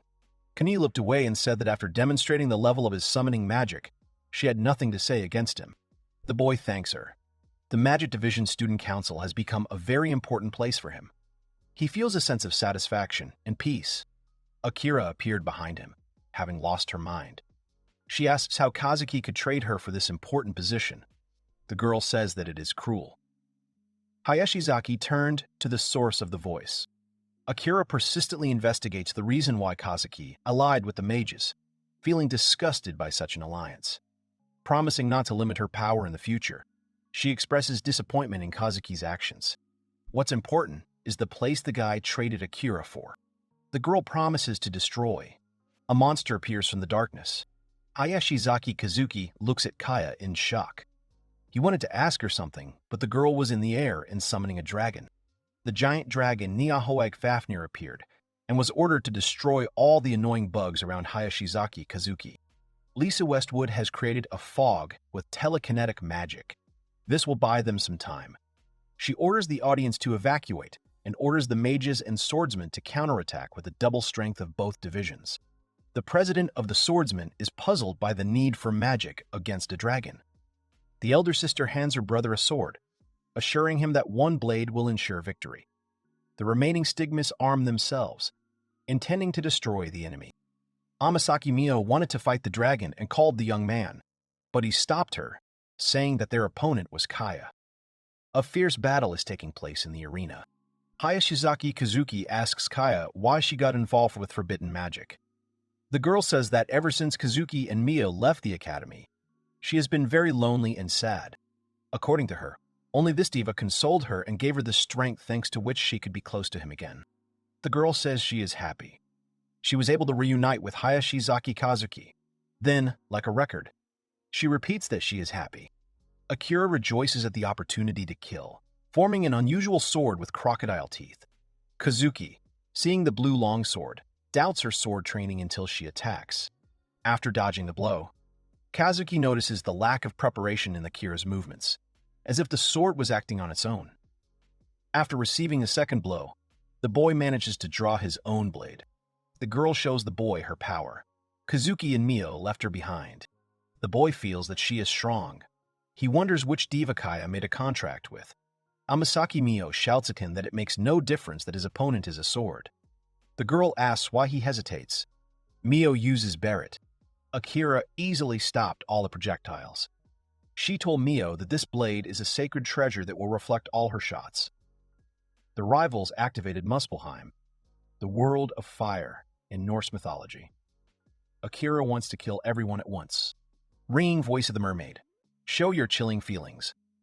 Sadness will become snowflakes, and loneliness will turn into a gentle snowfall. Let the world be surrounded by cool oblivion. White Album. Aikaru Kauka completely neutralized the illegal mage's magic. Akira asks who this girl is. Even though Kyoka is a first year, she already uses magic of this level. The girl said that she lives for the sake of competition. Hayashizaki Kazuki understands that he is not ready for this and tells his friends that he will become Kai's opponent. The guy asks to cover him. Akira sadly understands that the guy will meet her with a blade. Kazuki understands that, since he has a blade in his hand, he has only one thing to do. The rival attacks the boy, saying that this is very cruel. Kazuki is determined. With his sword, he will tear apart her magic and make the girl helpless. Hayashizaki Kini fights a powerful dragon. She moved around his body, getting closer to his eye. The student council president of the fencing division plunges his blade into the eye of a mighty beast that is ready to destroy everything around it. Kane pulled out her blade and was already running away from the dragon. She stood up, saying that everything was very boring. Tarazu shouts at her to be careful. She dodged the dragon's attack. It wasn't dead yet. As expected of a dragon whose name had become legendary. A tenacious creature. One blow wasn't enough. The forces are running out. Kagwa and Hikari join the fight. The Magic Division Student Council President uses the fruitless flower of hatred. The magic should temporarily restrict the enemy's movements.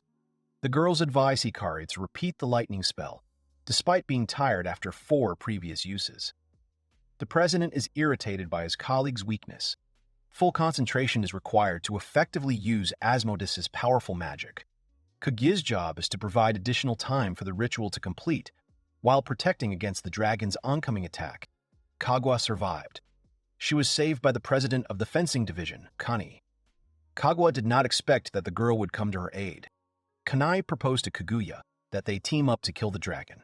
She would stop it, and Kaguya would destroy it with a powerful spell that required full concentration.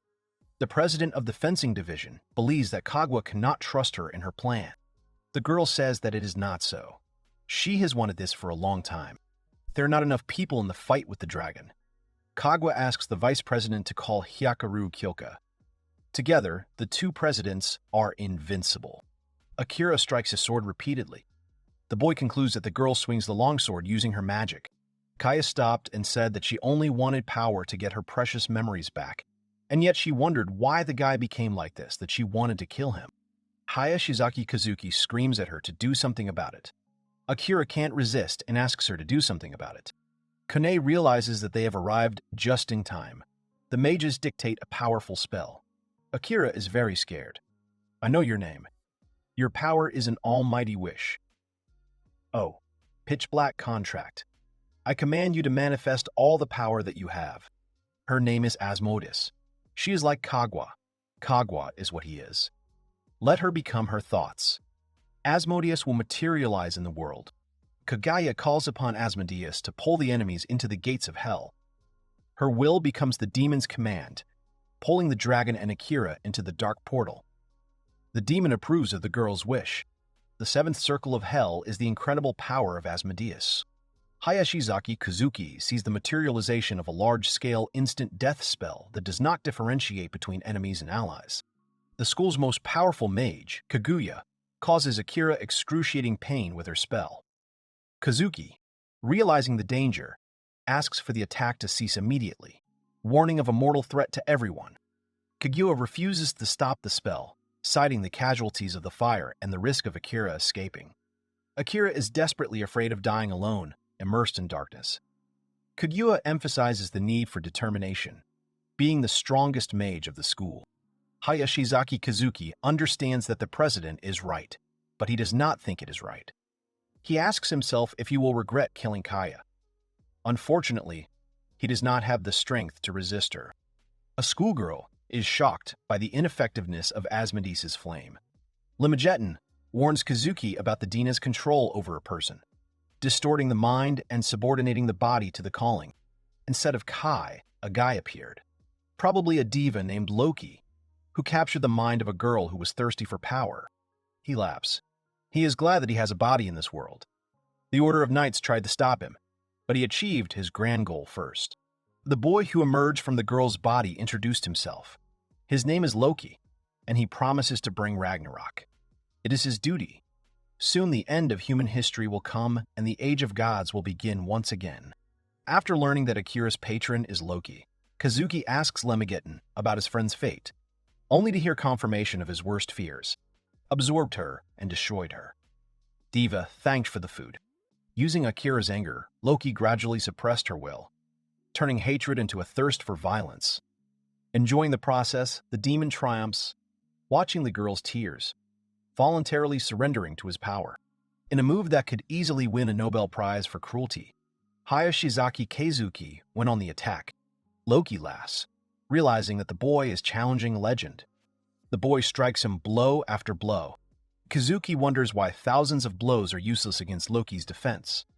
Diva demonstrates the power of her magical sword Leviathan, forcing Kazuki to take the inevitable blow, risking losing all his energy. Mio appeared in front of Kazuki and took the full brunt of the blow. She fell helplessly into the boy's arms. Amasaki sacrificed herself to save Kazuki. The shocked hero listens as Loki mocks the dead girl, asking about her relationship with him. Loki mocks Kazuki's suffering, telling him to remember the day they met forever. The enraged youth tries to attack, but is warned that he cannot overcome the magical defense. Heading towards Loki, Kazuki concentrates his fire on his sword, breaking through the magical defense with 3 strikes. The ultimate technique of his father's swordsmanship, the anti-magic seal, is used. Hayashizaki takes the sword and activates the rift. This human sword, Loki let his defenses fall. He thinks it's stupid, and he'll only get his own body at his disposal. The president of the Magic Division shouts that he will not let him escape and activates the relief. The wounded Loki is surrounded by large machines rumbling the ground. The girl's attack fails, and Loki is protected by a giant earth snake. Acknowledging Kazuki's skill, Loki names him the new King of Solomon and promises to remember this day. Both creatures vanished into thin air.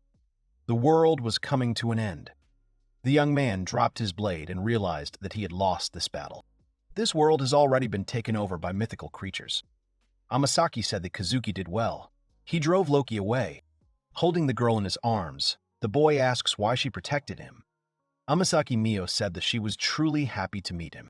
By describing happy moments with Kazuki, the girl clearly shows her feelings, making the magic of understanding emotions unnecessary. Amasaki Mio apologizes for always doing and not saying what she really wants, but these are her true feelings. She giggles and says that she is glad that she fell in love with Hayashizaki Kazuki. She wanted to kiss him on the lips. The girl stopped showing any signs of life.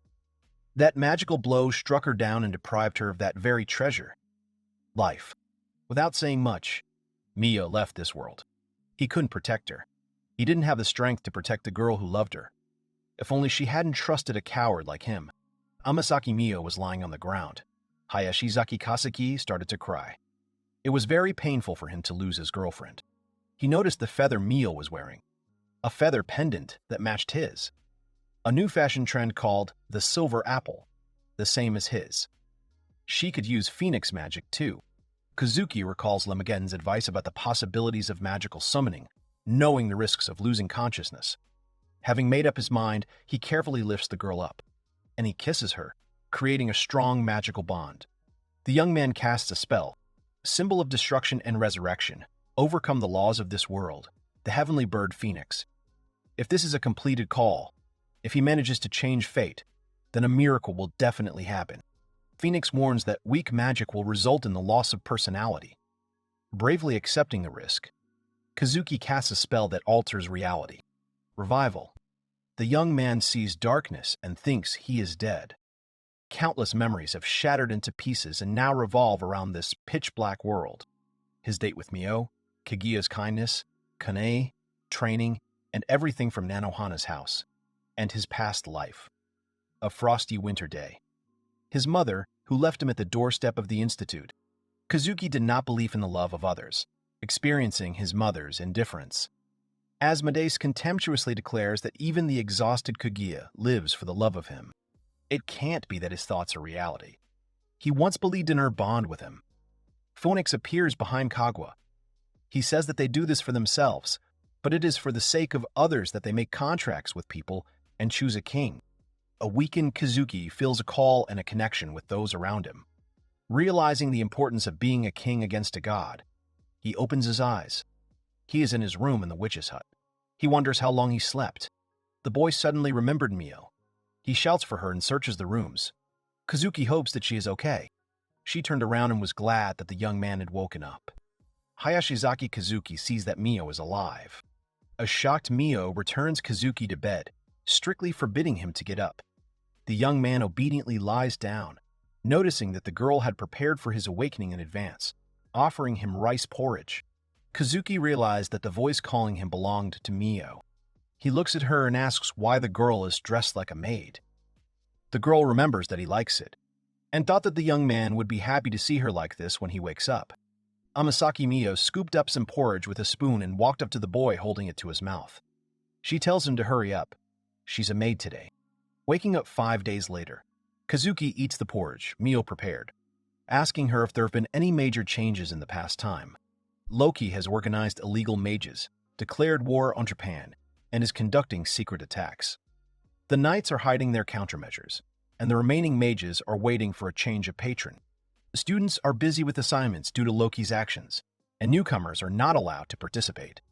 Kazuki realizes that he cannot fight Loki himself, reliving the memories of Akira's scream and the demon's taunts. Mio reminds Kazuki of his low rank, which prevents him from going on missions. The boy grins at his forgetfulness, agreeing to increase his chances of success by collaborating with the higher-ranking Mio. Now they are no longer mistress and servant, but partners fighting shoulder to shoulder. Defeating villains, they will travel the world in search of adventures and hidden treasures, as well as carry out tasks and those related to Loki. The girl thought that the young man didn't like it because he had a displeased look. The guy said that it was an honor for him. He was speechless. Amasaki Mio put her hands on his and says that she always wanted to be together with Hayashizaki Kazuki. The desire to protect her grows stronger in him. The girl gets closer and closer to the guy. Their noses almost touched each other, and their lips remained a couple of millimeters away. Kaguya and Hikara burst into the room. The president of the Magic Division shouts that she heard Kazuki's voice. Such a sudden appearance really scared the kids. They looked like tomatoes and were covered in sweat from stress. The president of the Magic Division jumped on Hayashizaki Kazuki. She cried because she was so worried. The girl was happy that he finally woke up. Hoshikaze Hikara also snuggles up to him. She apologizes and says that he probably doesn't like girls like her. Haikado Koyoko also came into the room and joined the mentors in hugging the boy. They were all crying. Amasaki is shocked by the behavior of her friends, who are under the influence of the desire for intimacy due to Asmodeus' magic. They ask to be allowed to temporarily use Kazuki's attention. Kazuki silently enjoys the company of the girls, causing indignant cries from a jealous Mio. Hiding his anxiety, the boy decides to protect his loved ones and play the role of a king. A few days later, the pilot reports on the radio that there are 6 miles left to the airport. He asks to prepare for landing. The plane landed on its landing gear. After flying some distance, the air transport stopped. A girl came out of it and flew to Japan. Amasaki Mio was grabbed by tentacles that were covered in a strange slime. The girl screams, resisting with all her might. A few minutes earlier, the boy and girl used their magic, a wall of fire and Barret. The slime runs away from their attacks. Kazuki's sword is useless. which cannot be said about fire magic. Under Loki's leadership, attacks have begun, and students are taking part in missions to eliminate magical creatures. Mio calls Kazuki on a mission. A joyful Mio cuddles up to Kazuki, noting the successful use of the necessary magic. The guy asks him to concentrate, convinced by the girl to carefully check the result. The boy looks at the remaining crimson slime on the ground. He notices that it has a strong defense against fire magic. While Hayashizaki Kazuki is thinking about what they should do, Amasaki Mio's attention is shifted to something else. The boy hears a piercing scream behind him and finds the girl trapped. She asks him not to look or approach. Kazuki shouts that now is not the time to say such things. Kazuki frees Mio from the tentacles and leaves with her. The effectiveness of simply cutting them off is questionable, but ice magic successfully deals with the slime. The frozen slime Kyuka decries the situation, noticing the overlap in the tasks. She suggests abandoning the battle and heading home. In this state, they were unable to continue the mission, and the boy was worried about it. Kazuki thanked them for their help and said that they would return to the academy now. Kazuki warns Kyoka about the slime's possible resistance to cold. Mio, feeling the heat and itching of her skin from the slime, cries, reporting discomfort. Enchanted by the slime, Mio confesses her love and seeks to get closer. Kazuki realizes the toxin's effect on the girl's brain, firmly refusing to give in to temptation. In the end, their first mission was a complete failure. After all, a team of 2 people might not be enough. Kazuki thought about inviting someone else to join the team. Amasaki Mio refuses the boy's idea. She doesn't want some strange person to join them. Hayashizaki Kazuki says that because there are so few people on the team, the number of possible tactics is very limited. Amasaki stood up and started to loudly say that she would try harder and become even stronger. She was categorically against having someone else on their team. If Kazuki could use more spells, the problem would be solved, but he is currently unable to do so. Lisa informs Kazuki of Mio's impending demotion to Class B due to her dual losses and a failed mission. The threat of expulsion prompts Lisa to share the news with the boy, bypassing the girl herself. The teacher knows that there are only 2 of them on the team. If the boy thinks that such an assessment is unfair, he should invite one of his friends to join them. It would be best if Kazuki could convince Mio to accept someone like Hiyakari Yuka. He would also be able to get along better with her, but Mio's feelings are also important to the boy. Lost in thought, Kazuki runs into Kyuka. Upon learning of her presence, he shares news of the failed mission and the implications for the rankings.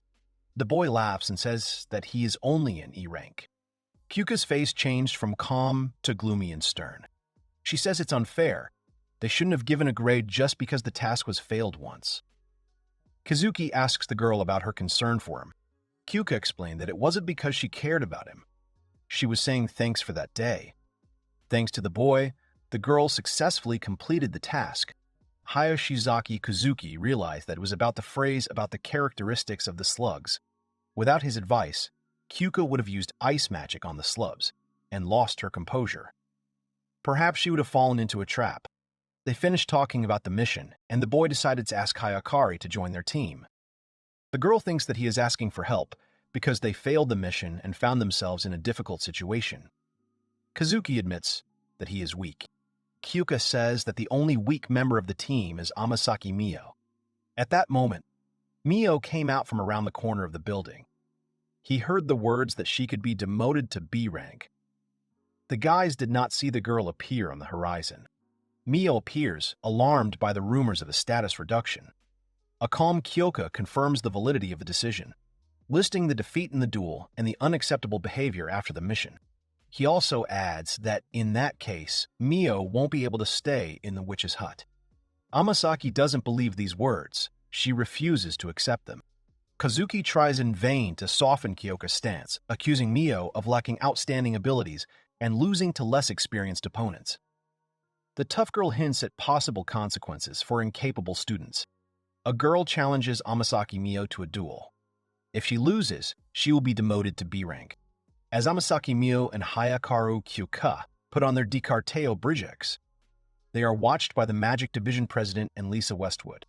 There is an epic battle between the girls, 2 different elements against each other. Kazuki thinks that Kagwa is thinking that it would be better to see who is stronger. The president says that it is not quite like that and suggests that they see the outcome. Both Amasaki Mio and Hikaru Kyoku use different spells, and now, it would seem, Kyoki has delivered a powerful blow. But no. Mio has a fiery armor which her opponent was unable to penetrate. Kyoka blocks Mio's magic with a white album, taking advantage of the confusion to strike from behind. Kazuki calls out worriedly to Mio, who is being attacked by Kyoka. The observers note the boy's emotional reaction and Kyoka's superiority in mana. The clash between Mio's fire wings and Kyoka's ice bomb reveals the latter's advantage. As Mio prepares for her next spell, she attracts her opponent's attention. Kagwa says that when she is on the verge of defeat, she can gain a huge amount of magic and abnormal willpower. This is another one of Mio's talents for fighting Kyoka. Amasaki used the 5th level of magic twice in a row. An intense fight will not allow the rating of the participants to be lowered. Both opponents have exhausted their strength, disproving suspicions about the agreement. Lisa declared a draw. The lower-ranked person's score goes up. Ayakari Kyoka is number 1 in his class. The professor informs Amasaki Mio that the girl will be considered an A rank for a while. Kazuki and Mio, delighted by their victory, converse while Westwood fumes. What the youth noticed out of the corner of his eye turns out to be an unnoticed movement by an observer around the corner. Kazuki comes to discuss something with Kyoka, finding her in the library among many books. The girl is dressed modestly, only in a shirt. The young man turned away. The girl did not understand such an action. He explains that he cannot understand where to look while she is dressed like that. Kyoka doesn't want to change clothes for him and thinks that her body isn't worth looking at. The guy reminds her that he constantly tells her about her beauty. In this case, he will continue to look at everything he wants. A blushing Kyoka asks Kazuki why he came. Kazuki asks him why he chose his strategy for the duel. Kyoka denies his initial confidence in victory, explaining his motivation as jealousy over Kazuki and Mio's closeness. Hayashizaki knew that she was a kind and cool girl. Hayakari was taken aback and asked him to listen carefully to what she was saying. The guy invites the girl to the team again. She doesn't want to. Kyoka prefers strictly professional relationships. She doesn't want to bring any personal feelings to the battlefield. Hayashizaki Kazuki interrupted her by saying that he wanted to unite with her and become closer. These words made the girl very confused. Kyoka turned away and scolded the boy, saying that she refused to join his team. The boy noticed the heart icon. Kyoka asks Kazuki to leave. Limigetin criticizes the boy's lack of effort in forming a harem. Kazuki himself wants to be friends with Kyoka, rejecting a romantic relationship. Amasaki Mio called out to the boy. It was quite late, and the boy was very surprised. Mio had a small request. They are lying together on the bed. Kazuki thinks that the girl wants to test his willpower. Mio says that she does not want to sleep alone tonight. Li Mei scolds the king and tells him not to ruin the mood and disposition. It will reduce the number of skills. Hayashizaki offers her to move a little, but the girl flatly refuses, saying that everything is fine. She reminds the young man that in childhood they often nap together. A sleep-deprived Mio wakes Kazuki up, telling him that she is used to living without help, relying solely on her own talents and hiding her weakness. It's bad to say it yourself, but the girl really worked hard as if her life depended on it. Gradually, the enigma grew and moved to the next level. Mio tried not to lose to anyone and finally reached A rank. Frightened by the prospect of being demoted, Mio wanted Kazuki's support. After calming her down, he praises her efforts and the strength she has demonstrated. Mio agrees to add new team members of Kazuki's choosing, threatening hostility only if they are dishonest. Mio feels like she's been putting something else first in the fight all this time, but in exchange, sometimes Mio takes Kazuki's hand, trying to strengthen the bond. Both understand the importance of choosing the right partner for the team, falling asleep with thoughts of the future. The next morning, Hoshikaze Hikaru and Hayashizaki Kazuki are training near the witch's hut. The vice president advises the boy not to fight force against force. Instead, it is better to continue to deflect the enemy's attacks. This works against opponents who fight like monsters and only use brute force. Kazuki reminds Hikari that the girl has a light harness, which should not be forgotten in close combat. Harnessing the light sends special electrical signals to the nervous system and muscles, allowing for incredible increases in speed and improved reflexes. At first, by following the boy's movements and using the technique, Hikaru was able to imitate the style. Hoshikaze grasps everything on the fly. Hayashizaki Kazuki thinks she's a terrifyingly good student. Hikaru, in turn, realizes that it was a good idea to ask the boy for training. Every time she crossed swords with the boy, the girl felt like a whole new world was opening up to her. She was always waiting for someone like Kazuki, someone of the same gender as her, someone she could become friends with. Hayashizaki reminds her that they are different genders after all. Hoshikaze understands, but says that they have the appearance of a guy. All the girls around her are very strange. She feels that she and Kazuki can have a true friendship. The boys grabbed each other's hands, and Hayashizaki promised that he would not have any feelings for Hikari other than friendship. She's really sorry. Hikara actually trusts the boy. But when she gets close to the man, she gets really nervous. She hopes that one day she will be able to hug her brother like in one of the strong friendships she heard about. Hayashizaki Kazuki says that boys usually do not hug each other. A girl came to the boys and said that if they continued to take part in such children's games, even with their talent, their skills would fade. Observing the girl, Kazuki recognizes the ancient swordsmanship technique and 7 swords on her. The stranger's name is Hikita Kohaku, a first-year student, and the future president of the council.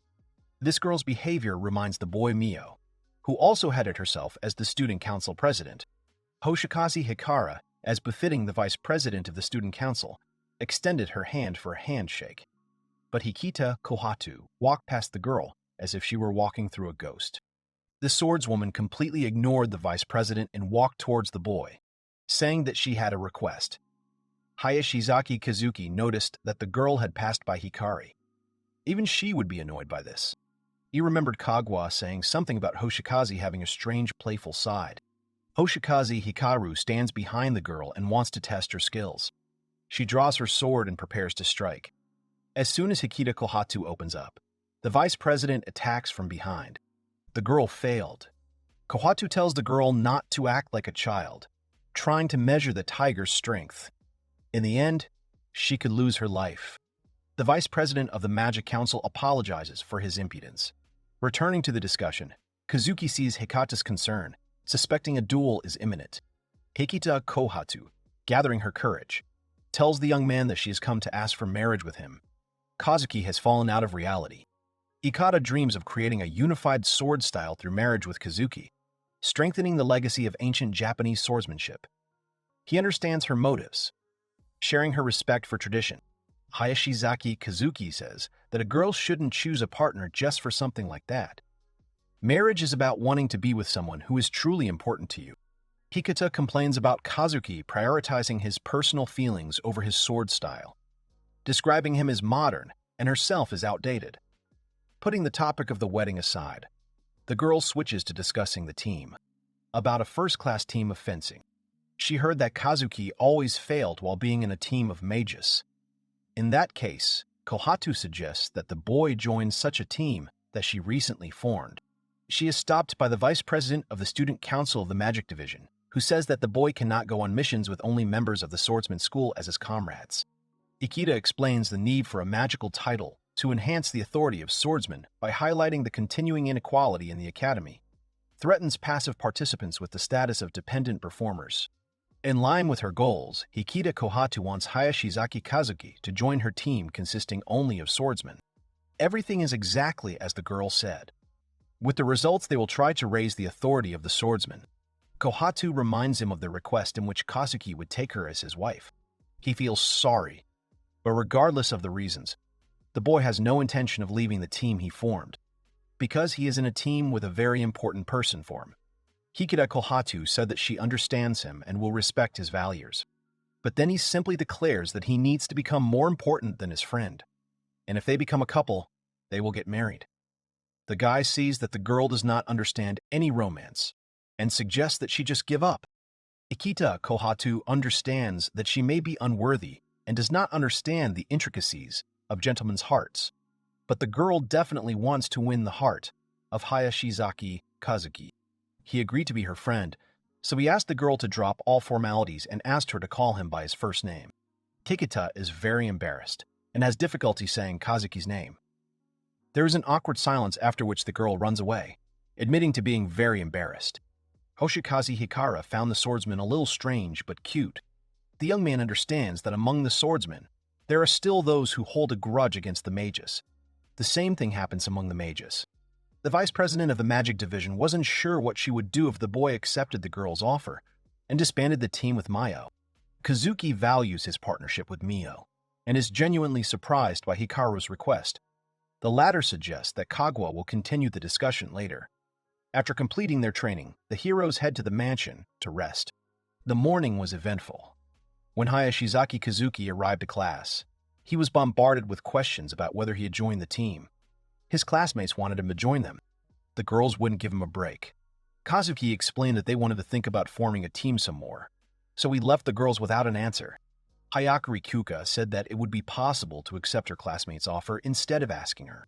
The boy reminds her that they don't want to team up with just anyone, and says that the offer to join the team is still valid. Kazuki's persistence caused a change in Kalka's heart feelings, which was recorded by Solomon's ring. The dissatisfied girl doubts his powers, turning her back. The guy promises to justify the trust. He decided to make a face to make Kuka laugh. Turning to him, she doesn't believe until the very end that he can cheer her up.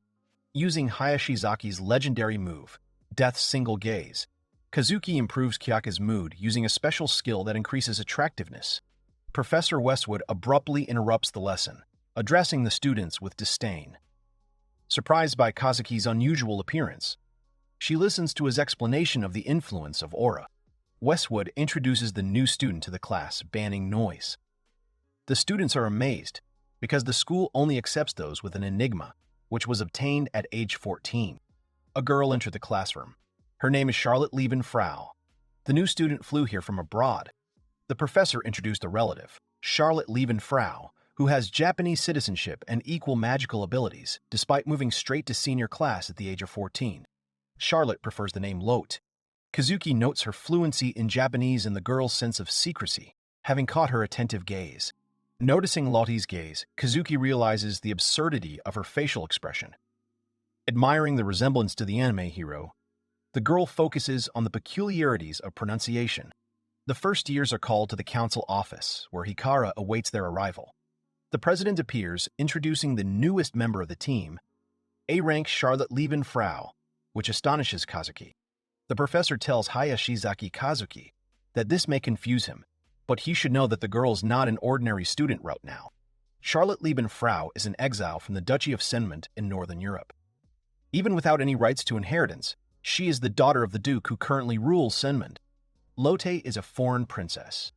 Due to its achievements in magic, the Duchy of Senmont is considered self-governing to a certain extent.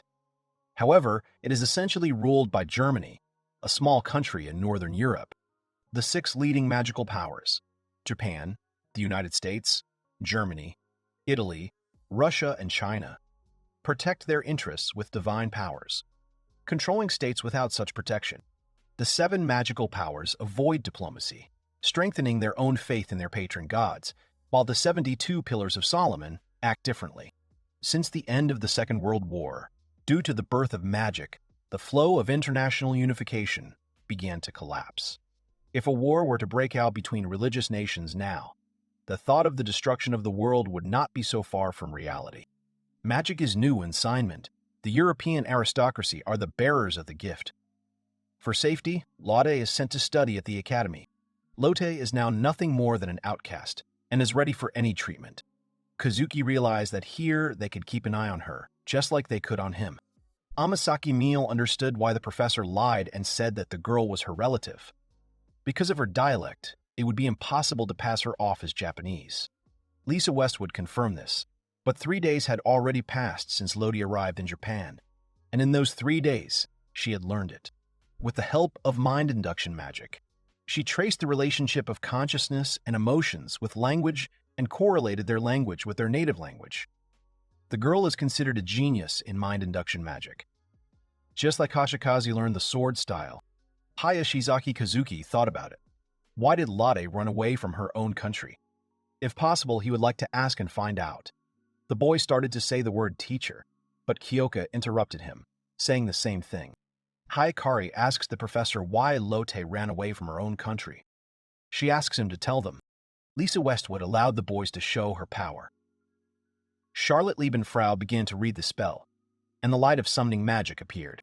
A miniature diva boy appears in front of Kazuki, and Lemageton appears next to him, making disparaging comments about the baby's size. The young man is outraged by the pointlessness of the comparison. That's not what she meant. This guy has lost more strength and memory than she has. The boy confirms this, saying that he has lost most of his powers and memories. He doesn't even remember his name. Charlotte Liebenfrau says she called him the Prophet. Only one thing is certain. He's not a diva from Scandinavian mythology. Germany is associated with Scandinavian myths, which explains Lote's flight. A contract with a foreign country threatens the girl with mortal danger. Amasaki Mio asked the girl about the reason for agreeing to this contract. Lotte said that she is half human, half goddess. Charlotte Liebenfrau was born with an illness. At the age of 14, when she was already one step away from death, the Prophet appeared in her heart. In order to regain his powers, he took over the diseased parts of her body and saved her by replacing them. The boy says that he is forced to exist in the body of a human, like a parasite. However, the Prophet did not want to disturb the host's consciousness. For this, he had to choose someone who could accept and hold his essence. Lotte was forced to abandon everything and flee. The Prophet did not have time to finish speaking, because Charlotte interrupted him, saying that many good things had happened. This happened thanks to the Prophet. He gave her a healthy body, and she was able to go outside, escape to the country she had long dreamed of visiting. Hayashizaki Kazuki was wary. He wondered if the girl was really okay. He had heard of divas with evil intentions who would say anything to deceive their master. Like that time with Kaya. Lisa reassured the frowning boy, saying that everything was fine. During the exam, there was no sign of Lotte's personality being destroyed. Both their minds are clearly distinguishable, and not at all mixed. But the professor, of course, cannot say this with complete certainty. Charlotte Liebenfrau says again that the escape was successful, thanks to the Prophet. She was able to understand the principle of the airplane's flight. The boy was surprised that the diva taught her this. He wonders who he is. What kind of diva understands science? The girl says that this is not the question to ask someone who has lost his memory. She asked the Prophet the reason why he lost his strength. The boy said that he might not have any other memories, but he remembered his duty perfectly. His duty is to prevent the third disaster of Magika. Mio fantasizes about the drink, while Lisa narrates the creation of the universe through 2 wars. The Prophet confirms the prophecy of the third battle of the Chosen Ones, seeing only the most important events vaguely. His duty was to confront someone and his diva. Considering this, the boy most likely fought the diva and lost. The consequence was memory loss. Kazuki remembered that Loki also predicted the War of the Divas, the third Magika. The Prophet does not know who or what will start this war with the humans. However, pointing to Hayashizaki Kazuki, the boy says that he will be able to defeat them and gain victory. The peculiarity of Lotte's alliance with the diva forces Lisa to hand the girl over to the witch's hut for supervision. Kaguya readily agrees, enchanted by the girl. The professor approaches Hayashizaki Kazuki and Amasaki Mio, saying that this girl will join their team. Although it has been a short time since she made the contract, due to her reliance on her diva, Charlotte Liebenfrau's magic is very fast. This should compensate for the weakness of Kazuki's team. Hayashizaki expected this after what Hoshikaze Hikari said in the morning. Now, everything is happening exactly as the teacher planned. The boy says that he will gladly accept the girl into their team. Lot asked to wait for her anime brother. She approached him and kissed him on the cheek. Amasaki Mio screams in rage at what the girl did to Kazuki. Charlotte thanked her sister Mio as well. Amasaki looked like a tomato. Lotte thought that the girl would prefer a kiss on the lips and suggested doing it again. Hayashizaki Kazuki warned her, saying that she should only kiss someone who is really important to her, especially on the lips. This is for the one you want to protect with your life. It's like you're making a vow and putting your soul into it. Charlotte Liebenfrau understood and said that there was such a deep meaning behind this action. The young man looked at Mio and realized that she did not remember anything. The Prophet bowed and swore his allegiance to Hayashizaki Kazuki. The Ring of Solomon itself activated the magic and added the boy to the schedule. Lemechin tells Kazuki about hidden powers that can defeat all of Solomon's pillars. While the boy ponders the words, Kaguya organizes a celebration for Lotte. The Magic Division Student Council president yells at Kazuki to make all of Lotte's favorite foods. He creates sushi, tempura, and majuro. While making sushi, Kazuki becomes curious about Mio's maid costume, learning that she created it herself as part of her sewing hobby. The charmed boy receives an unexpected kiss on the cheek from the girl. Having explained the kiss as a celebratory greeting, Mio leaves. Touching the place of the kiss, Kazuki thoughtfully watches his friend, surprised by her action. Lotte, watching an old anime, began to admire the beauty of Japan. She thanked for the food prepared. Lotte has trouble using chopsticks, trying to master the skill mentally. Kazuki feeds her salmon straight from a chopstick. Otonashi Kagwa, Hoshikaze Hikari, and Amasaki Mio were stunned by this action. In a flash, the three girls rushed to feed Charlotte Levenfrau because it looked so cute. Kagwa is so happy. It's like a dream. Hayashizaki Kazuki, standing to the side, noticed out of the corner of his eye that Hiyakara Kyuka was silently eating at a table in the distance. Despite Kyoka's cool attitude towards the newcomer, Kazuki treats her to sushi, trying to establish contact between the girls. The girl is confused by this. She wonders why the boy always ignores what she tries to tell him. After the welcome party, the girls decided to take a bath. While they were there, Hayashizaki Kazuki decided to start cleaning. Lotte appeared behind him, asking him to explain how to use the bath properly. Turning around, he saw the girl standing there naked. There was a device in the bathroom that she didn't understand, and for some reason the prophet didn't respond to her call when she was naked. Hayashizaki Kazuki turned away from her. The girl does not understand why he does this, because it is impolite to turn away during a conversation. He, blushing to the point of being a tomato, asks Lotte to finally wrap herself in a towel. There is a special electric water heater in the bathroom. Kazuki explained how to use it. Charlotte Levenfrau is delighted with it. It is the first time she has seen such a device, and is glad that there is no need to use magic. The young man is surprised that in Seimin you have to use magic for this. The average citizen would use it. But at the imperial court, everyday life consists of magic. Germany practices Scandinavian mythology, which seeks to overcome the desire for the flesh. Among the mythologies of all advanced countries, it is one of the strictest. The use of machines is not part of the beliefs in Germany. Lotte thinks that machines are really amazing, but the Scandinavian myth system rejects the use of machines. There is nothing to be done, but to regret it, as Charlotte Levenfrau says. It is natural to remove people who have lost their strength from society. If one happens to discover great strength, isn't it better to want to protect someone weaker? Shouldn't this feeling be considered natural? The very essence of magic determines what a person really is.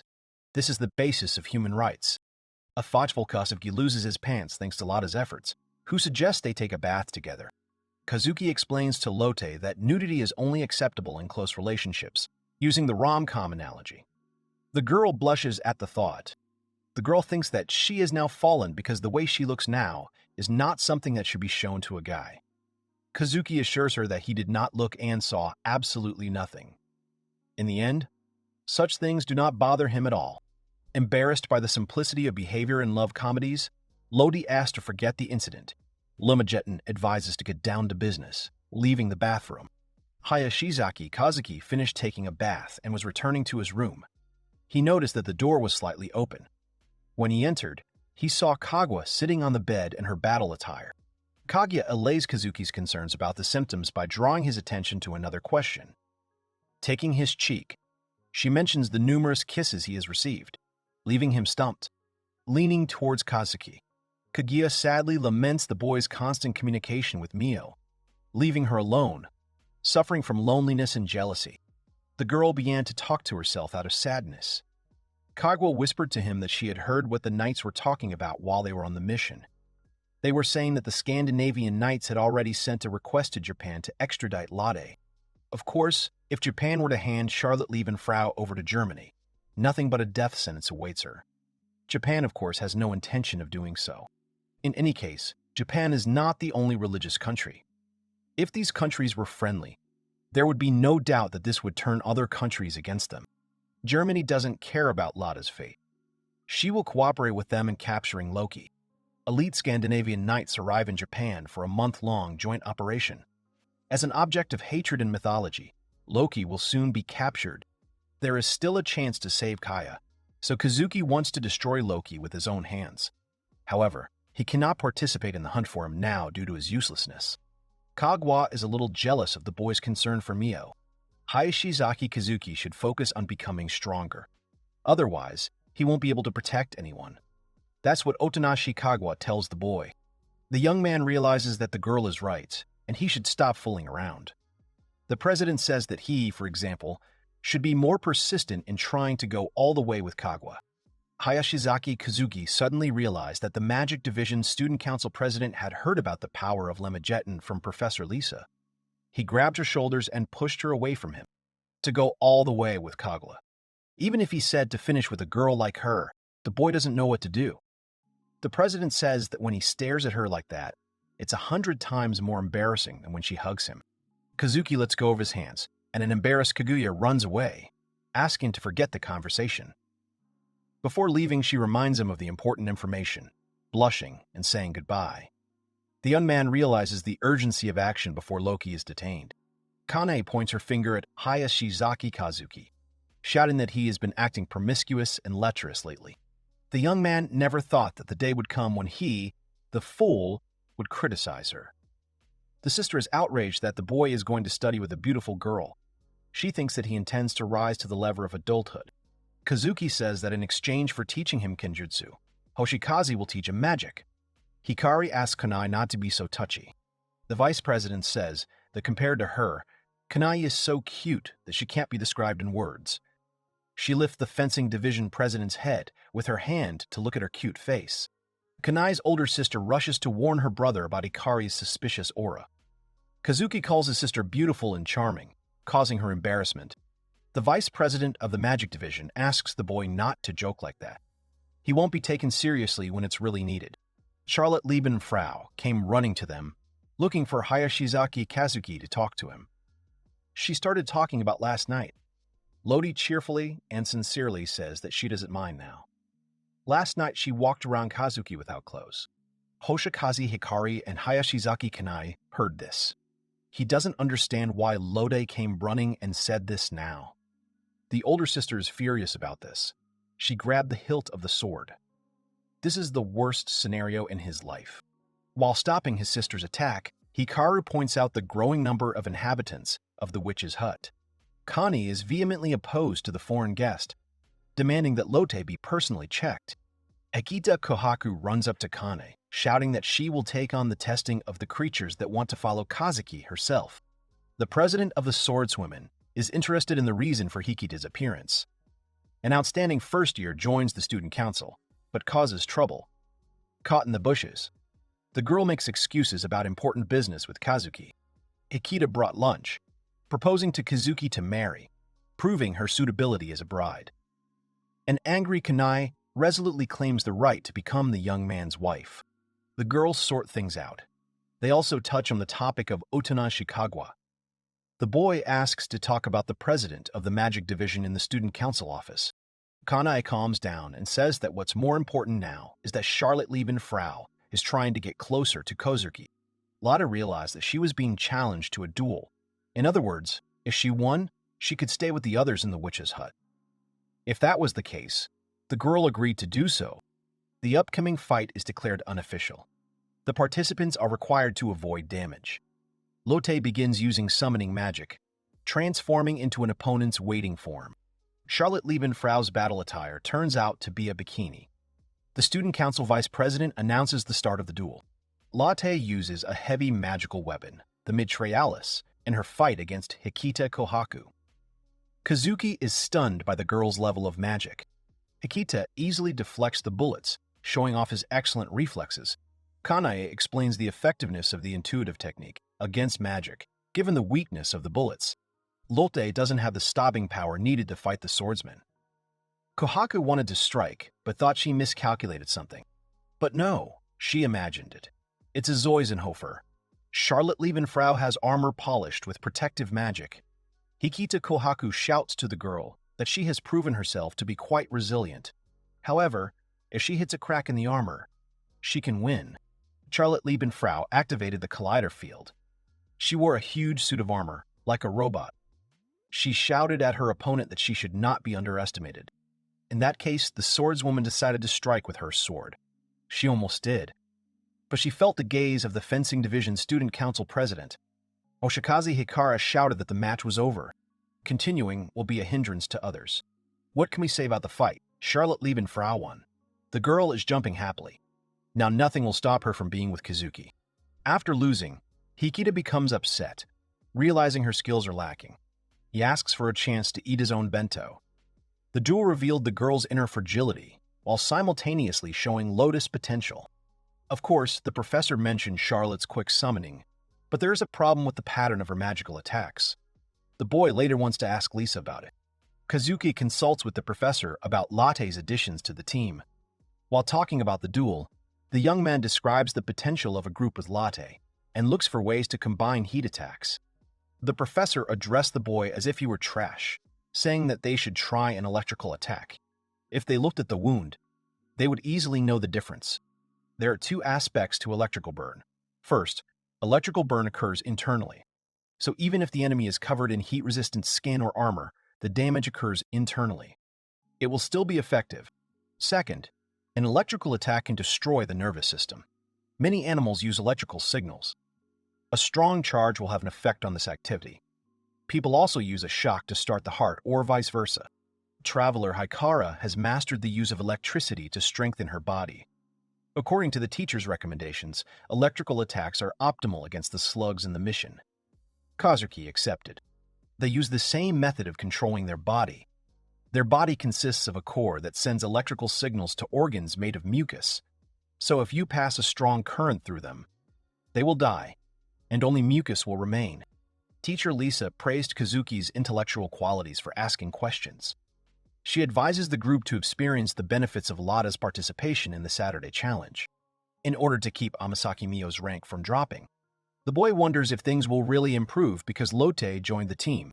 Kazuki tells the girl that her presence is encouraging. Things were going well last time, until the red slime appeared. Lotte says she'll keep an electric attack spell on standby.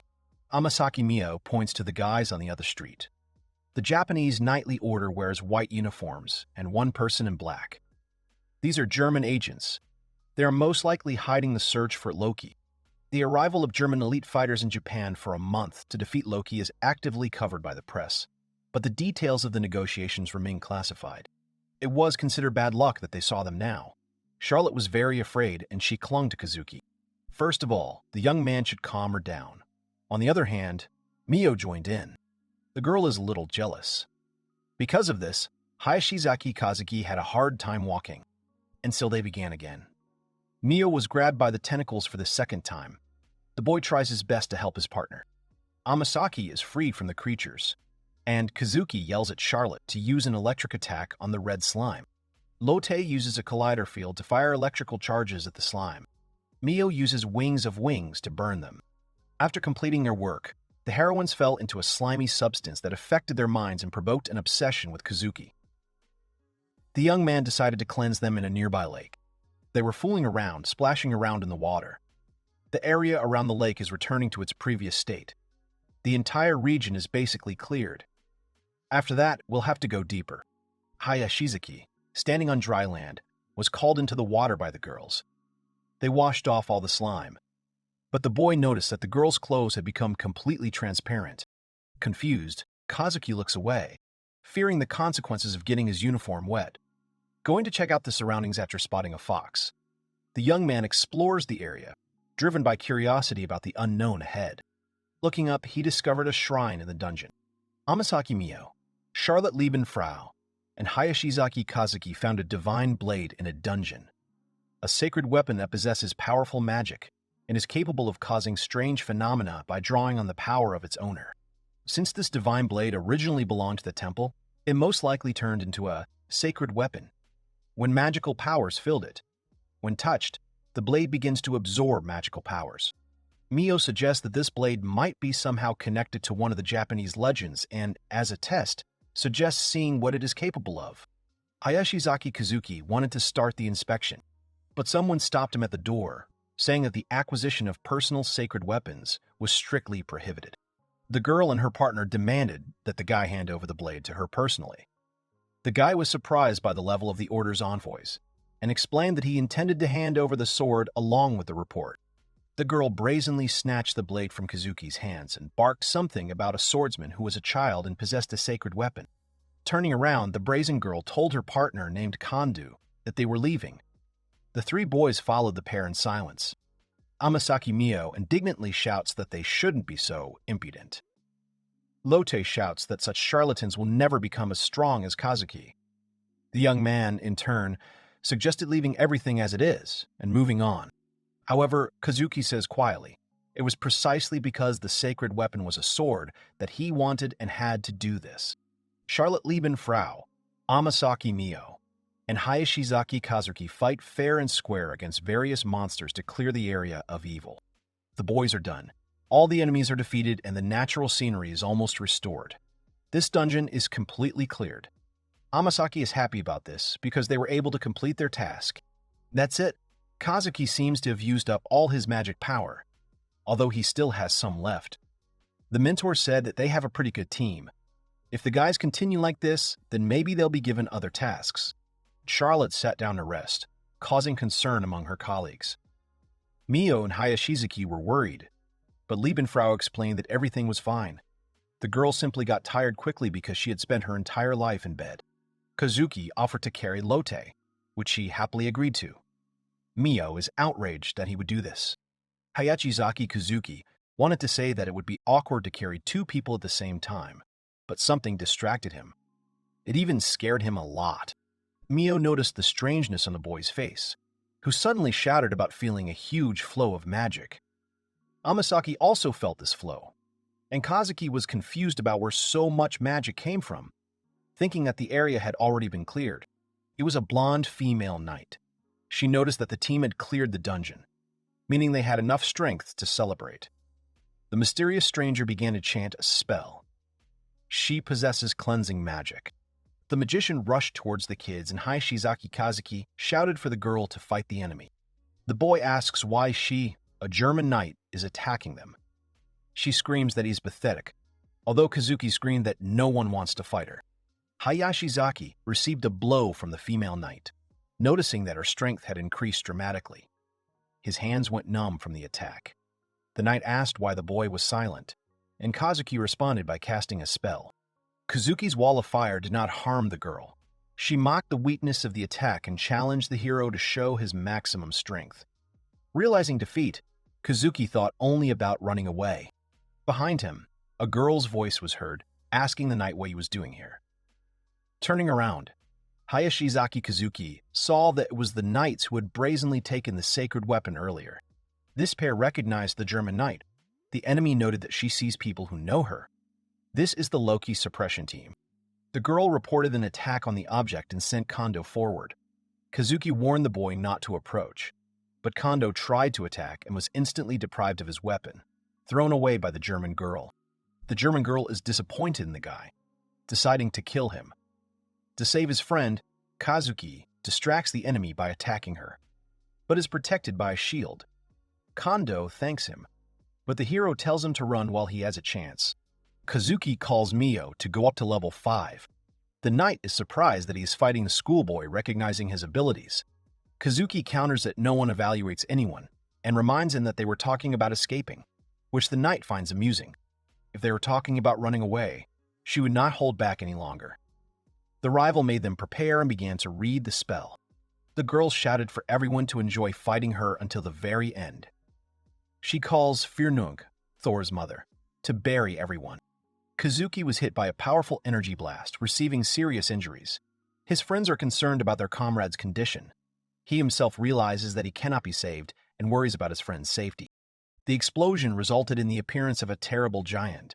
The frightened girl asked Kazuki for advice. The hero is amazed by the sight, recalling a similar event and seeing a mysterious figure on a tree. It was Kaya who was sitting there, smiling sweetly at him. The girl was saying that she had come to save Hayashizaki Kazuki. The giant of Muspelheim towers over the little people, showing all his power in just one silhouette. In comparison, a man looks like an ant. Hayashizaki Kazuki doesn't know who summoned him. But if he creates a moment to escape, it will be a winning chance. He yells at Amasaki Mio to start casting a spell. The boy's partner began to read a spell, mentioning the phoenix. The young man rushed away from the German knight, who was furious that the boy still wanted to escape. Mio and Kazuki grow phoenix wings. Taking Charlotte in their arms, they fly away, repeating that they need to escape immediately. The German girl tries to stop them by screaming. The German woman deflects a blow from the Muspelheim giant's fist with her sword, finding herself in a critical situation. Cursing her opponents, she casts a spell. A huge Viking appeared behind her, holding a warhammer in his hand. She has no intention of giving up and running away in the same way. The giant Muspelheim, uttering shrill cries, was about to strike, but missed. The girl easily dodges the slow blows. In her hand was a hammer, which is supplied with a huge amount of energy. The German knight towered over the giant and shouted for him to taste it. Her gaze was fierce, and her blow was devastating. She used Mjolnir. The power was so powerful that the giant Muspelheim did not have time to understand anything and crumbled into pieces. Holding Charlotte Liebenfrau in his arms, Hayashizaki Kazuki tells his friend that they are separated here. If the girl can use such magic, the outcome would be fatal. Hayashizaki Kazuki tells his partners that he will give a report himself and tells them to go and rest after what happened. Returning to the witch's hut, Kazuki saw Professor Lisa and gave her the report. She revealed that the girl who attacked was Beatrix Baumgar from Thor's group, who had left the dorm earlier specifically to kill Charlotte. Officially, there was no attack. Kazuki claims that the knight attacked them without reason, meaning that the country and the order did not care about protecting Charlotte in the first place. The teacher agreed with him. Japan refused to help Germany, respecting the rights of refugees. The lack of an alliance makes Charlotte's fate less important. As Professor Lisa said, her death will be considered an accident, which angered Kazuki. The young man shouts at the professor to stop beating around the bush. He is completely enraged by the words that nothing can be done. He assumes that his meeting with Charlotte Liebenfrau is also part of the perfect plan to kill her. The professor, keeping calm, says that from the Japanese government's point of view, maintaining good relations with foreign countries is extremely important. There's no other method to maintain balance between countries. It reminds us that Lotte was supposed to die from an illness, and now an entire nation is trying to take her life. Lisa Westwood reports that Japan today does not have the space required to take care of everyone who comes to the country. Hayashizaki Kazuki is furious that the government can't do anything about this. He thinks it's unfair. Turning to the boy, Professor Liz says that the boy cannot accept this and asks him, calling him trash, what he is going to do next in this case. If it's an accident, then there won't be any problem if someone accidentally saves her. Hayashizaki Kazuki will protect Charlotte Liebenfrau. Lisa Westwood smiled back. She apologized to him, saying that she had hoped he would have said something like that at the very beginning. The boy was very surprised by this, and did not understand why the professor was saying this now. She was given orders to silence him after Charlotte died. However, as she realized, it was almost impossible to shut the guy up. In addition, 2 people in his team can use 5th-level Phoenix magic. If they focus on escaping, the probability of survival is quite high. Hayashizaki Kazuki now realized that Professor Liz just wanted to see his reaction. He thought it was a stupid game. Professor Lisa once again emphasizes Kazuki's great strength, entrusting him with the protection of Charlotte. She is convinced that it is this strength that will allow him to become a true King Solomon and protect those dear to him. Lisa sends Charlotte on a new mission, expecting another attack from Beatrix soon. Officially confirming the attack is important if she can be stopped. Kazuki realizes that they must be able to withstand this attack. He talks about Kagwa. Lisa Westwood reports that it is impossible. If the Student Council president had been on stage, she would have put the Japanese government at a disadvantage. However, the guys have no chance against her. The professor reminds that the young King Solomon and Charlotte Liebenfrau's diva were originally quite powerful. If Hayashizaki Kazuki can handle it, he will have enough power to defeat his enemy. The girl says that the preparation time is limited. She tells the boy to raise the compatibility level with Charlotte Liebenfrau as much as possible. Kazuki relayed all this to Limageddon, who was sitting on the boy's shoulders. She says it goes against common sense, but things take an interesting turn. The boy only asks why LeMay was sitting on his shoulders like a child. However, there is still something Hayashizaki Kazuki does not understand. The demon that appeared in the middle of the fight with Beatrix. Thanks to it, they were able to escape, but it is unknown who summoned it. He suspects that it was Kaya. As the boy walked forward, talking to Lem, a familiar figure appeared in front of him. Kazuki was stunned when he saw her. It was Kaya, who told him that quite a long time had passed. The girl, since the last time they met, began to look different. Kaza is puzzled by the preservation of Kai's form, which Loki stole. It turns out that Loki is controlling her body, preserving her soul in order to use the girl as a tool in his game with the king. In other words, the girl is Loki, and at the same time, Kai. Young man grabbed his blade. He sees that Kai's soul still remains. In that case, he can still do what he wanted. If he completely erases Loki's magical power and places the seal, he will be able to save Kaya. He was interrupted from his thoughts by a girl who told him to stop. Kaya warns Kazuki that trying to save her is risky. Loki values her soul, and the boy will not defeat the god now. She laughs, claiming that she has become much stronger than before. The guy thinks that Kaya came here to please him with her appearance, but no. She has a proposal. In order to defeat their common enemy, Beatrix Baumgart, Kaya thinks it would be a wise decision to join forces. However, problems could arise if someone sees them together. Therefore, he recommends that she enter his house through the window. She looks around the room and laughs at the fact that everything is scattered on the floor. Kaya thought that this was the first time a girl came to him, but no.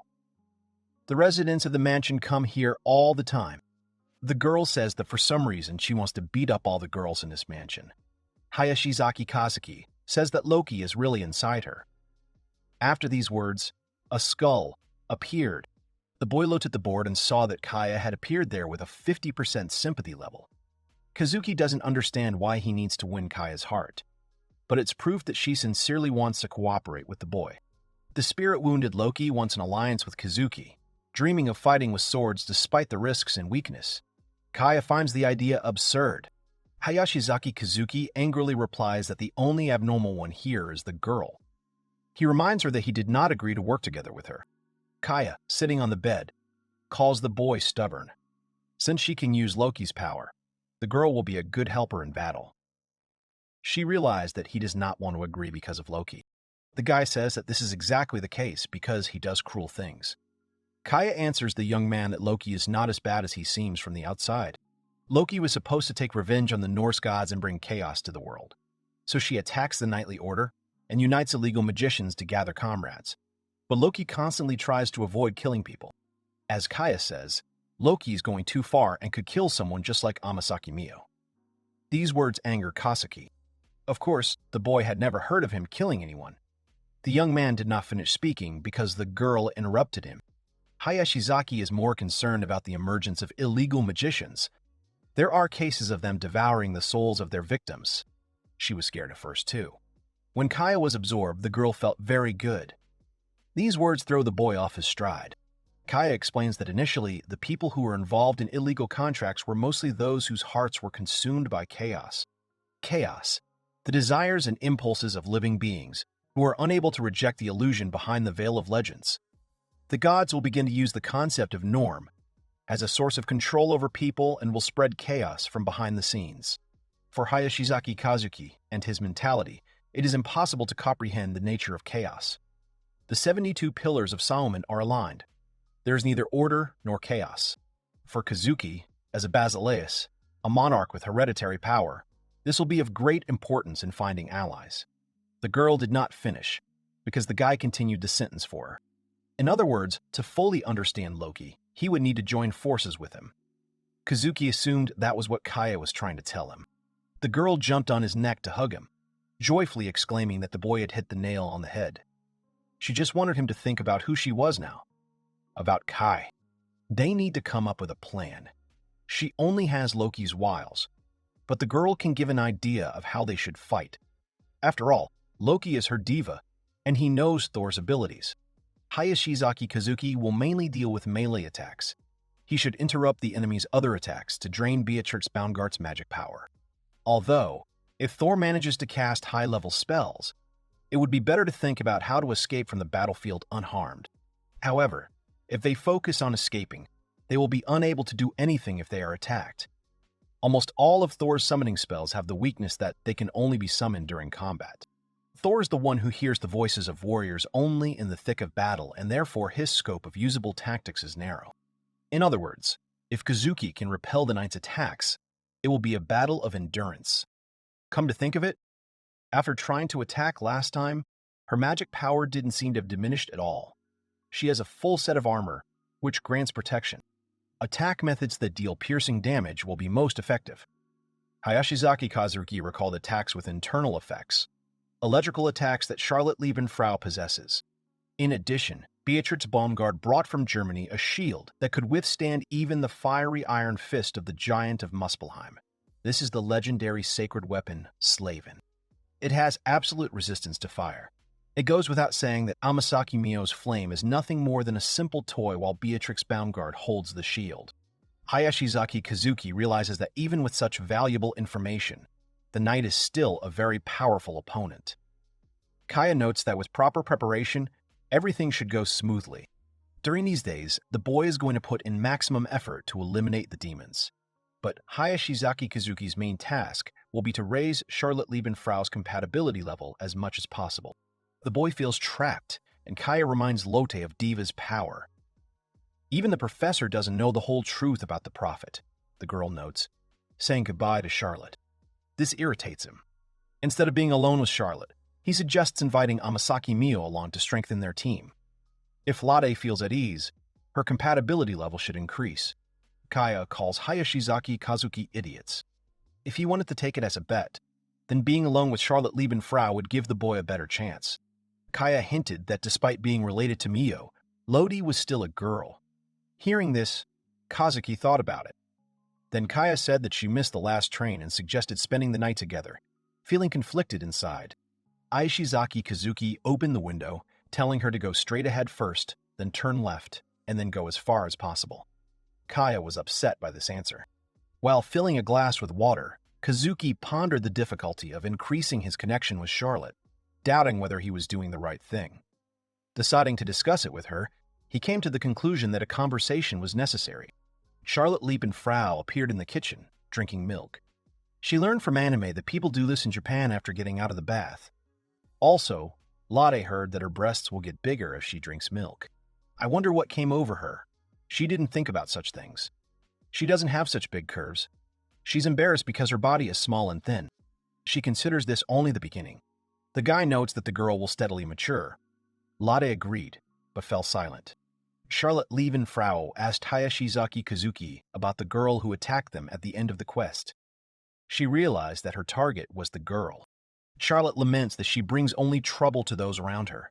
Kazuki consoles her, happy to meet her and promising to protect her. Remembering his childhood as an orphan, he assures her that he has found the meaning of life next to her. However, there are people who have accepted him and the place he can call home. Hayashizaki Kazuki placed his palms on Charlotte Liebenfrau's cheeks and asked her to go on a date, just the two of them. The boy wants to show her the beauty of this world, the place where she belongs. Lotte didn't expect that. In the morning, Kazuki waits for Charlotte at school. She comes later, apologizing. The guy is struck by her appearance, so refined and graceful, like a real princess. The young man admires her appearance and compliments her. The girl said that these are the clothes she bought in Simond. Embarrassed, Charlotte Liebenfrau asks if they will actually spend the day like in a romantic comedy. A date between a man and a woman.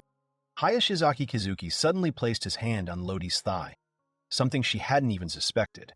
The guy had a feeling that it was too much, but he offered to go. Lodi happily agreed, smiling. Charlotte Liebenfrau wanted to go to Akihabara. Walking down the street, Lotte is amazed by the beauty of Japan. She has never seen such streets in the anime. A young man looks at posters of adult games that are stuck outside shops. He thinks it's not quite normal. The prophet and Imogen appeared near the store, offering the boy a toy to improve his relationship with Basileus. Charlotte indignantly reminded him that they were on a date, making the girls laugh, and they quickly apologized. The guy suggested watching some anime. Charlotte Liebenfrau said that she likes anime about romantic relationships between a man and a woman. Lotte draws attention to a number of shops: Spirit Calls, Cosplay Cafe, Wonderland, evoking pleasant feelings. Inside, they are greeted by three workers who imitate images of Solomon's pillars. The cafe specializes in Solomon-themed costumes, offering costumes for rent to patrons. Newcomers Kazuki and Lade were offered the chance to try on the outfits, noting their popularity among the guests. In front of Kazuki were charming puppies, causing the boy to be delighted. Charlotte called him, appearing before him in an unusual adult form with dog ears. Hayashizaki Kazuki asked which of the 72 pillars this represents. Lodi replied that it represents Glaciolabalas, the warrior of hell. The boy shouts that this is an extremely high level of influence, even compared to the others. Charlotte Liebenfrau leans on Hayashizaki Kazuki, asking him to give her the love he gave the puppies. She licks his cheek, and because of this, he began to get extremely indignant and swear. The boy realized that this place awakens strange instincts. Charlotte Liebenfrau suggests bringing Amasaki Mio here next time. She asks to imagine the young man, how Mio will look with a shy look, with a flushed face, and how she would lick Kazuki. The boy thought it was a diabolical plan, to which Lottie only laughed. Among the crowd, the boys noticed a German knight continuing to follow them. Charlotte is accompanied by fear and a feeling of loneliness everywhere.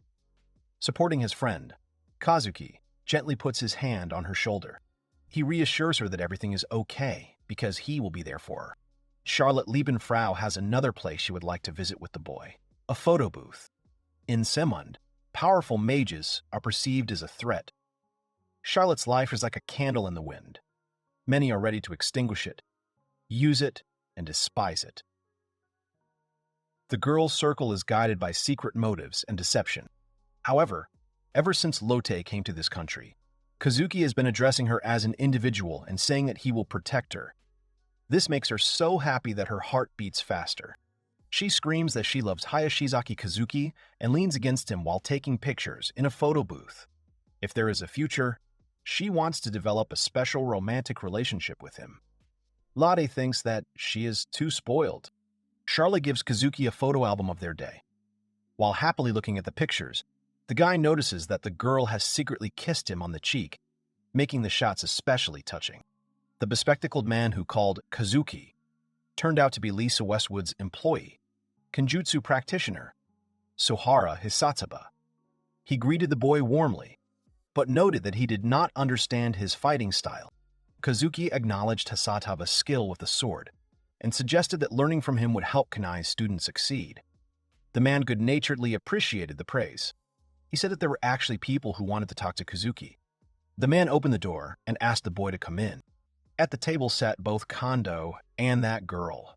These are the knights they met in the dungeon forest. The guy sitting at the table thanks the boy for the help he gave in the battle. Kazuki meets newcomers, patrol knights Kondo and Yukari. The latter acknowledges Kazuki's help, but annoyedly cuts off her partner's comments. In fact, the boys were sent underground on purpose that day. Nothing specific was said. At that point, they encountered Kazuki and Beatrix's group. After that, they were ordered to remain silent. Afterwards, everything was explained. However, when the boys learned the details, they came to the conclusion that Hayashizaki Kazuki was not strong enough to stand against Beatrix. Kondo Hojime hands over a sealed box, saying that they would like to return what they confiscated from Kazuki's group. The Raikiri weapon was taken secretly, as the warehouse did not account for it. Kazuki asked if it was legal. Hisatsuba explained that it was better to use it than to store it uselessly, asking the boy to keep quiet. Soma Yukari told her partner not to get carried away and to be careful with his words. A swordsman is one who nobly sacrifices everything for the sake of justice. Hayashizaki Kazuki hopes that with this sword he can free Charlotte Liebenfrau from the shadow that haunts her life. The boy brought Amasaki Mio and Latte to a large building. He informs that this time the quest will take place in this place. The landscape had been mostly restored. In other words, Kaya must have already infiltrated the area and killed all the mobs. Kaya tells Hayashizaki Kazuki that he is late. Since this quest is small, she killed almost everyone without even trying. Amasaki Mio saw her old friend. She ran to greet her. Mio asks if Kaya is okay. The girl says that they regret what they did. After all, she and Loki tried to kill them. Amasaki Mio was very frightened by this. Her face changed from happy to extremely tense. Her old friend's words fell like a stone on her shoulders. Charlotte Liebenfrau wanted to say something about Kai, but Hayashizaki Kazuki said not to worry about anything. They temporarily joined forces. The boy says that they are well prepared, but Beatrix has become very suspicious. Thor is the god of Scandinavian legends. In any case, the boys will not be able to hide from her for long. They were interrupted by the appearance of Beatrix Baumgart. She says that the children understand her well enough. The knight had already missed Hayashizaki Kazuki. The German knight made her move. Kazuki is ready to begin the duel at Kaya's request, summoning Blutgon. Kaya promises to sacrifice to the gods. Charlotte blames herself for the new difficulties, but her friends support her, demonstrating their willingness to protect. Kazuki grips the handle of the weapon. The boy attacked the enemy first. Beatrix Baumgart laughs, calling the young man a good boy. Kazuki attacked with electricity, pushing Kaya away. Activating the magic of the ballet, he caused the indignation of Beatrix, who defended herself with the famous shield. The girl is right, but still, any shield can only block one side. Beatrix noticed Amasaki Mio and Charlotte Liebenfrau approaching. They simultaneously activate Brand Month and Lightning. As she dodges a double strike, a cautious Beatrix overhears Kaya's question about the dragon. She looks back to find a huge beast head, with Kaya sitting on top, ready to swallow her whole. Who wants her rival to become the dragon's prey? Beatrix Baumgart, smiling, activated Meganjord. It was an instant death of the summoned dragon. With her defenses down, Kaya deflected the enemy's attack with her sword. Realizing that she had summoned this monster before, Beatrix received Kaya's evasive smile. The girl then distanced herself by activating Fierham's ability. Beatrix, who prefers ranged combat, has noticed traces of Freya's presence. She attacks, knocking Kaya back. Standing triumphantly over her fallen rival, she declares that the suppression squad missed her and that she has found Loki. He smiles, saying that he was burned, and adds that Freya didn't actually use it herself. Beatrix Baumgart smiles, believing that she can easily destroy Loki now with the help of Fjorgenman. Beatrix's attack is stopped by Kazuki, who protects Kaya. The irritated girl threatens that the Japanese sword is capable of destroying any lightning, including multiple strikes. Kaya noticed Kazuki's nobility in protecting his allies. Commenting on the situation, Beatrix praises their strategy, intending to finish them all off at once. The participants tensely await the attack. The girl turns to Hayashizaki Kazuki, saying that she will now be serious, but will the young man be able to withstand it? Rematch. Fate is at stake. Beatrix Baumgart holds two huge blades in her hands along with a sword. She exudes ferocity. Kaya tells the boy that the girl has finally become serious. They must reflect all her attacks to prevent her from using high-level spells. Hayashizaki Kazuki understands this.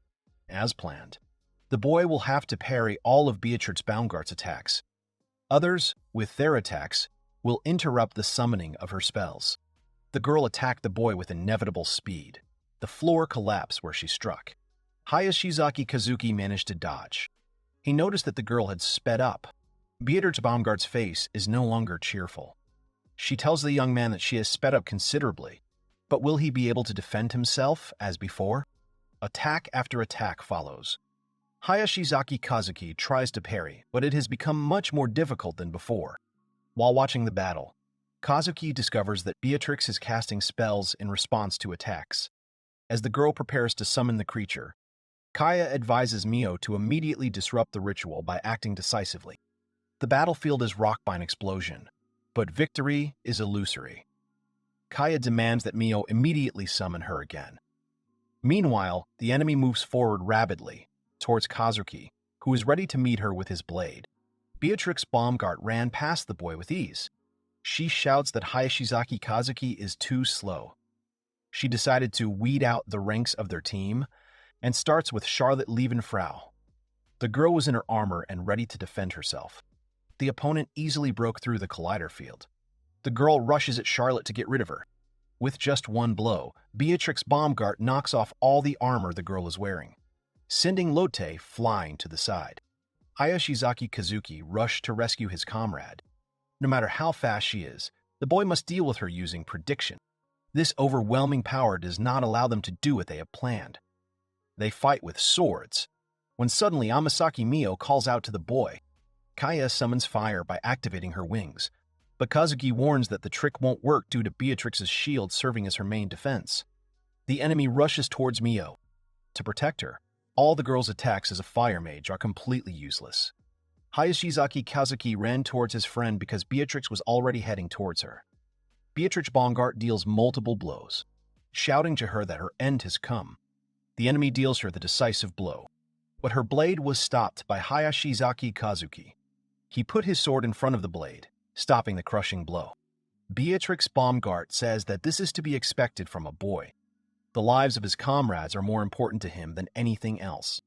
However, this won't work in a fight with her. Kaya screams that Hayashizaki Kazuki is an idiot because he has to stop her summoning, even at the cost of his comrades. The German knight, towering over the boy, tells him that this is a bad choice. The girl has made a summons to Thor's hammer. Hayashizaki Kazuki turns out to be much more naive than she thought.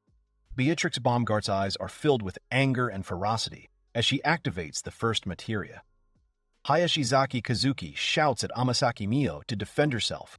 Kaya has no intention of watching her comrades being attacked. She shields Mio and Kazuki with her body, spreading her black wings. This was followed by a powerful explosion that destroyed buildings located near the place where the fighting took place. The dust has cleared from Beatrix Baumgart's attack. Charlotte Liebenfrau calls out to her friends to see if they are okay. Approaching the explosion site, she discovered a whole crater. The girl is stunned by what she sees. Nearby, neither Hayashizaki Kazuki, nor Amasaki Mio, nor even Kaya are visible. Trapped in a deep crater, discuss the success of the multi-layered armor, although it cannot be used again. Kazuki chides himself, but Kaya encourages him, suggesting that her magic is capable of killing Loki. The boy can't do that, because Kaya is now their comrade. The girl laughs, saying that Kazuki is still as naive as everyone else. The three boys are approached by a rival. Beatrix turns to Loki. She wants to tell him something. Hayashizaki Kazuki thought it was Beatrix Baumgart, but no. Kaya informed him that it was Thor's voice. Thor tells Loki that hunting him was not part of his plan. Kaya says he knew about it. If Thor had attacked with full force, he would have already run out of steam. The king of the gods was preparing to talk to them. Loki screams at Thor that he has no desire to speak to him. Every time he met them, he was judged, mocked. They dishonored Loki. He yells that after killing the idiot Heimdall and the show-off Odin, Thor was there. He tells him that he thought of Loki as a friend. Once a close friend, he ordered her to remain silent, because he was a giant of Jotunheim, hated by Loki.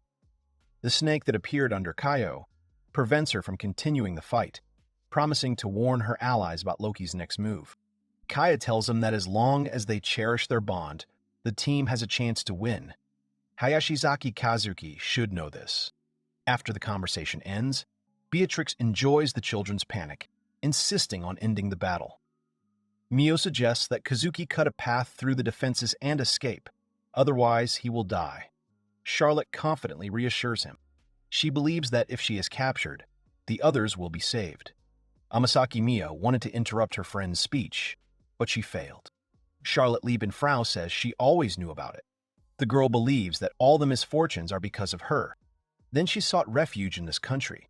Everyone accepted her and began to protect her. However, a black shadow came with her. This can't go on. It will hit everyone. Charlotte Liebenfrau says that she should have died from the very beginning, and this time, she believes she should give in. Lotte goes to Beatrix Baumgart. Turning to her friends, Charlotte Liebenfrau says that they did a lot for her, even if it was only for a moment. But she was happy. The girl thanks her friends for this. Thus, she said goodbye to them and was already heading towards Beatrix Baumgart. She was stopped by Hayashizaki Kazuki, who took her hand and told her not to go, a fate she cannot live in. As king, he will not allow it to happen. Kazuki is determined to spare Charlotte from suffering, even against her will. He believes that she deserves happiness and freedom from her dark fate. Looking into her eyes, he asks her to give up her sacrifice. Lotte is outraged by Kazuki's attempts to protect her in a hopeless situation, asking why he is giving her hope.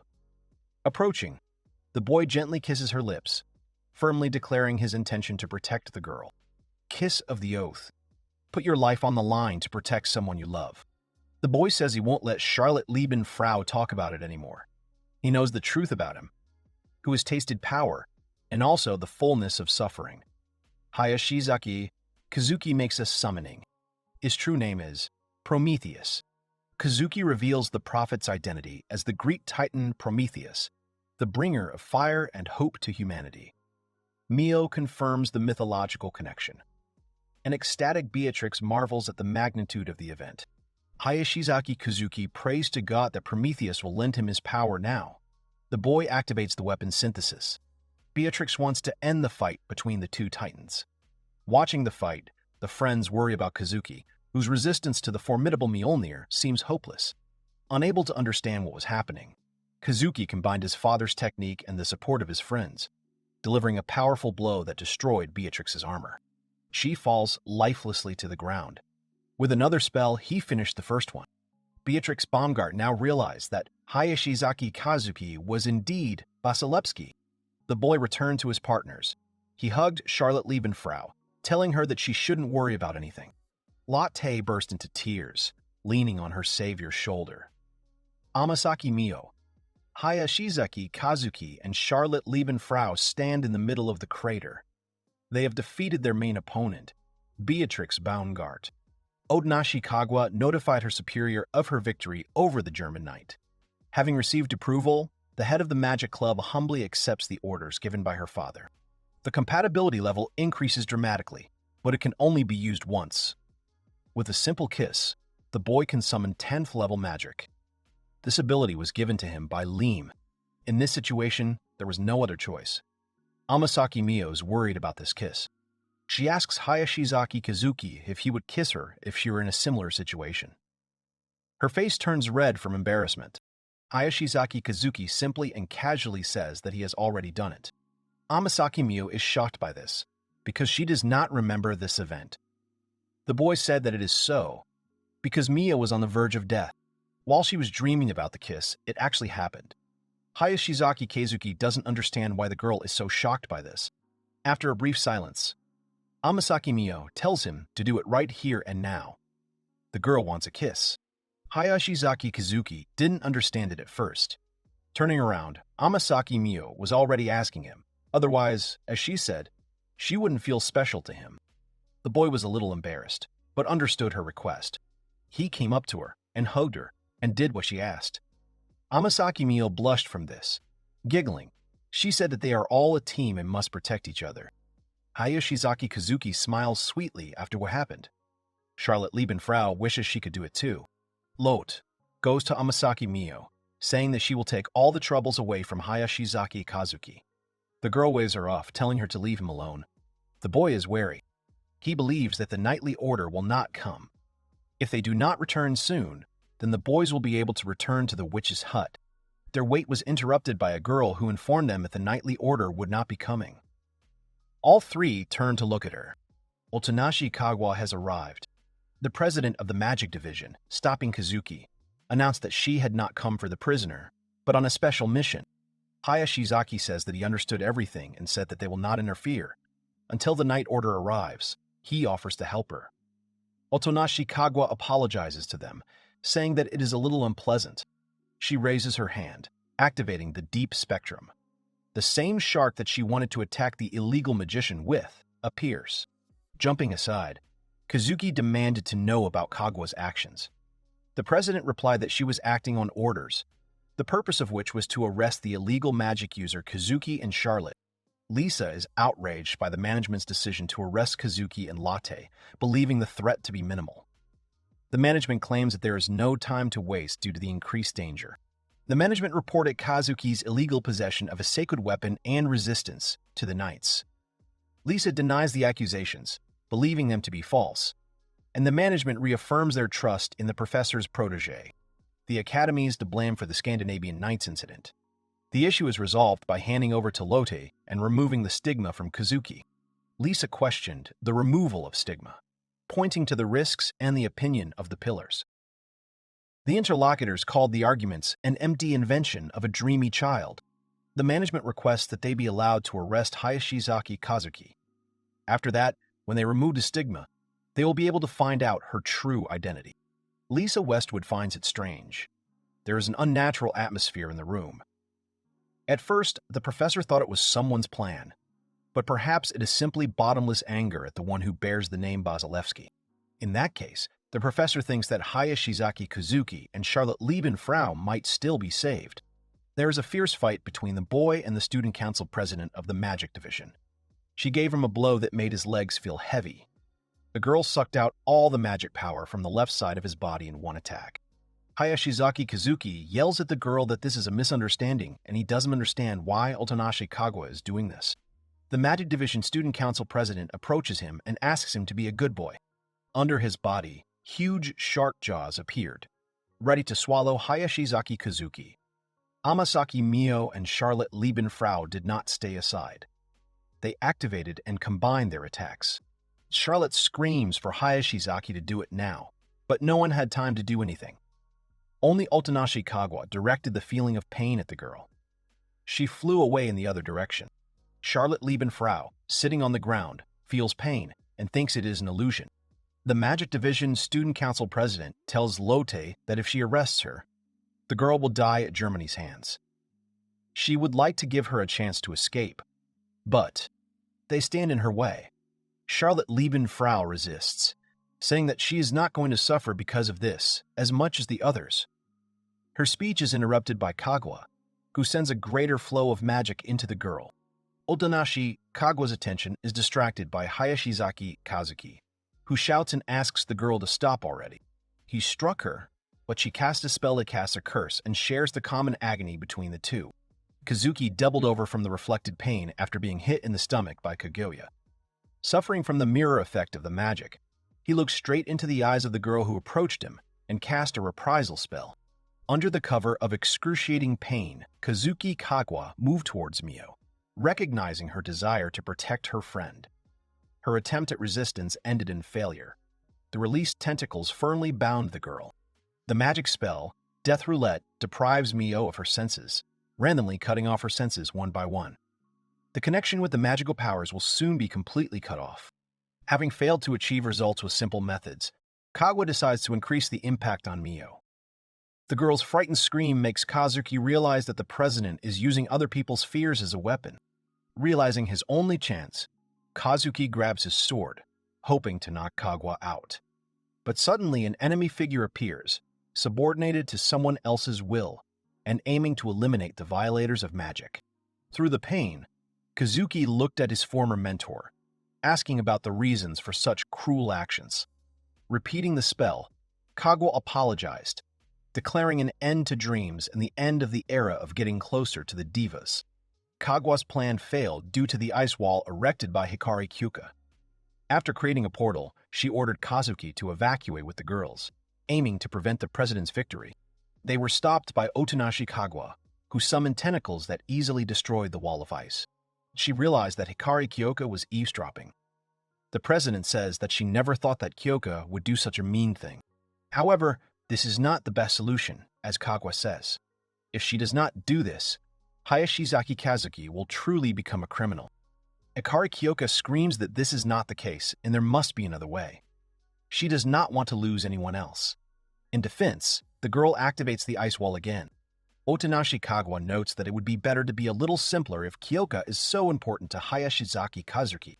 Kyuka, continuing to fight, scoffs and says that Kagwa is only pretending to keep his cool. That's not all. She yells at the Magic Division Student Council president that it was Kagwa who was in tears after accepting the mission. Otonashi Kagwa cast the massacre spell on Hikari Kyuka. Hayashizaki Kashuki was behind her, with Amasaki Mio on his back. She caught the girl screaming in pain. Otonashi Kagwa says that no one wanted to do this. No one except her. Her scream is interrupted by another girl who calls Kagwa an evil magical stigma. She says that as long as she is here, the girl will not allow her to do this. Recognizing the voice, Kazuki saw Hikita Kahaku arrive and confront Kagwa. The techniques, Murasame and Baikai, used temporarily blind the president. Hayashizaki Kazuki realized that Hikita Kohaku also has a sacred weapon. The girl screams, so that the boy would run away while they were not visible in the fog. The boy realized that he needed to run away, but he didn't know where. Kohaku shouted for the boy to run with the girls to the guys from the swordsman's faculty. The student council president of the magic division was left alone. It started raining, and the girl was left all alone. Sitting on the ground in despair, she repeats the name Hayashizaki Kazuki. Kikita Kohaku asks the boy if everyone is here. The boy confirms, adding that the girls were sent to rest to recuperate. The girl apologizes, saying that there is one room available and she will have to put up with the cramped conditions. The boy asks Kohaku how she found out about this. Hisataba arrived and reported a message from Lisa. Having previously felt external influence, he is now almost free. He cannot help Kazuki. Meeting the support of the young man himself, the fencing faculty openly opposed the wizard's decision to take Charlotte's life, furthering the discord and taking control of the knights. Kazuki realized the fencing faculty's plans to start a conflict with the magicians. The 7 heirlooms of Kohaku will be added to the team's armament, reinforced by the weapons from Hisataba. Kikita Kohaku says that they have been saving up their strength for this moment. Now it is time to make a move under the flag of justice. Sohara Hisataba, adjusting his glasses, reports that with this, they will most likely be able to get rid of the rotten magic faculty and the attitude towards the country's swordsmen will change. They would like Hayashizaki Kazuki to cooperate with them. Although judging by his face, it would be impossible. As they leave, Suhara Hisataba and Hikita Kohatu state that they would like the boy to see the revolution as their captive. Before Hayashizaki Kazuki's eyes, Lemageton materializes, calling this situation sorrow for the good. The conflict between the faculties escalates, showing mutual discontent and splitting the academy. Kazuki realizes that lack of unity inevitably leads to casualties. Hayashizaki Kazuki addresses Lema, saying that the king's strength lies in his ability to consolidate power. Lemechan realized that the king intended to use her. The question was how the boy would prove to the other pillars of Solomon that he was worthy of being king. He doesn't have the strength or the determination. However, even so, he wants to protect Mio and Lode, as well as Kagwa, Kyoka, and Kohaku. Besides, there are other things he wants to protect, no matter what. There is no other way to avoid sacrifices. Not just the magic faculty, but also the swordsman faculty and others. Hayashizaki Kazuki will unite the academy and become its king as a swordsman from the magic faculty. It's been 2 days since the arrest warrant for Kazuki was issued, but there's been no news from the magic faculty. Torazu thought that the president would follow his feelings and disobey the order. She has some thoughts in mind. The swordsmanship faculty, under outside influence, is forced to act independently, tracking Kohaku and Kazuki's location, conducting their own investigation regardless of the magic faculty's position. There is someone trying to manipulate Hayashizaki Kazuki. Kane is determined to find that person quickly. Hikaru Keoke had a dream.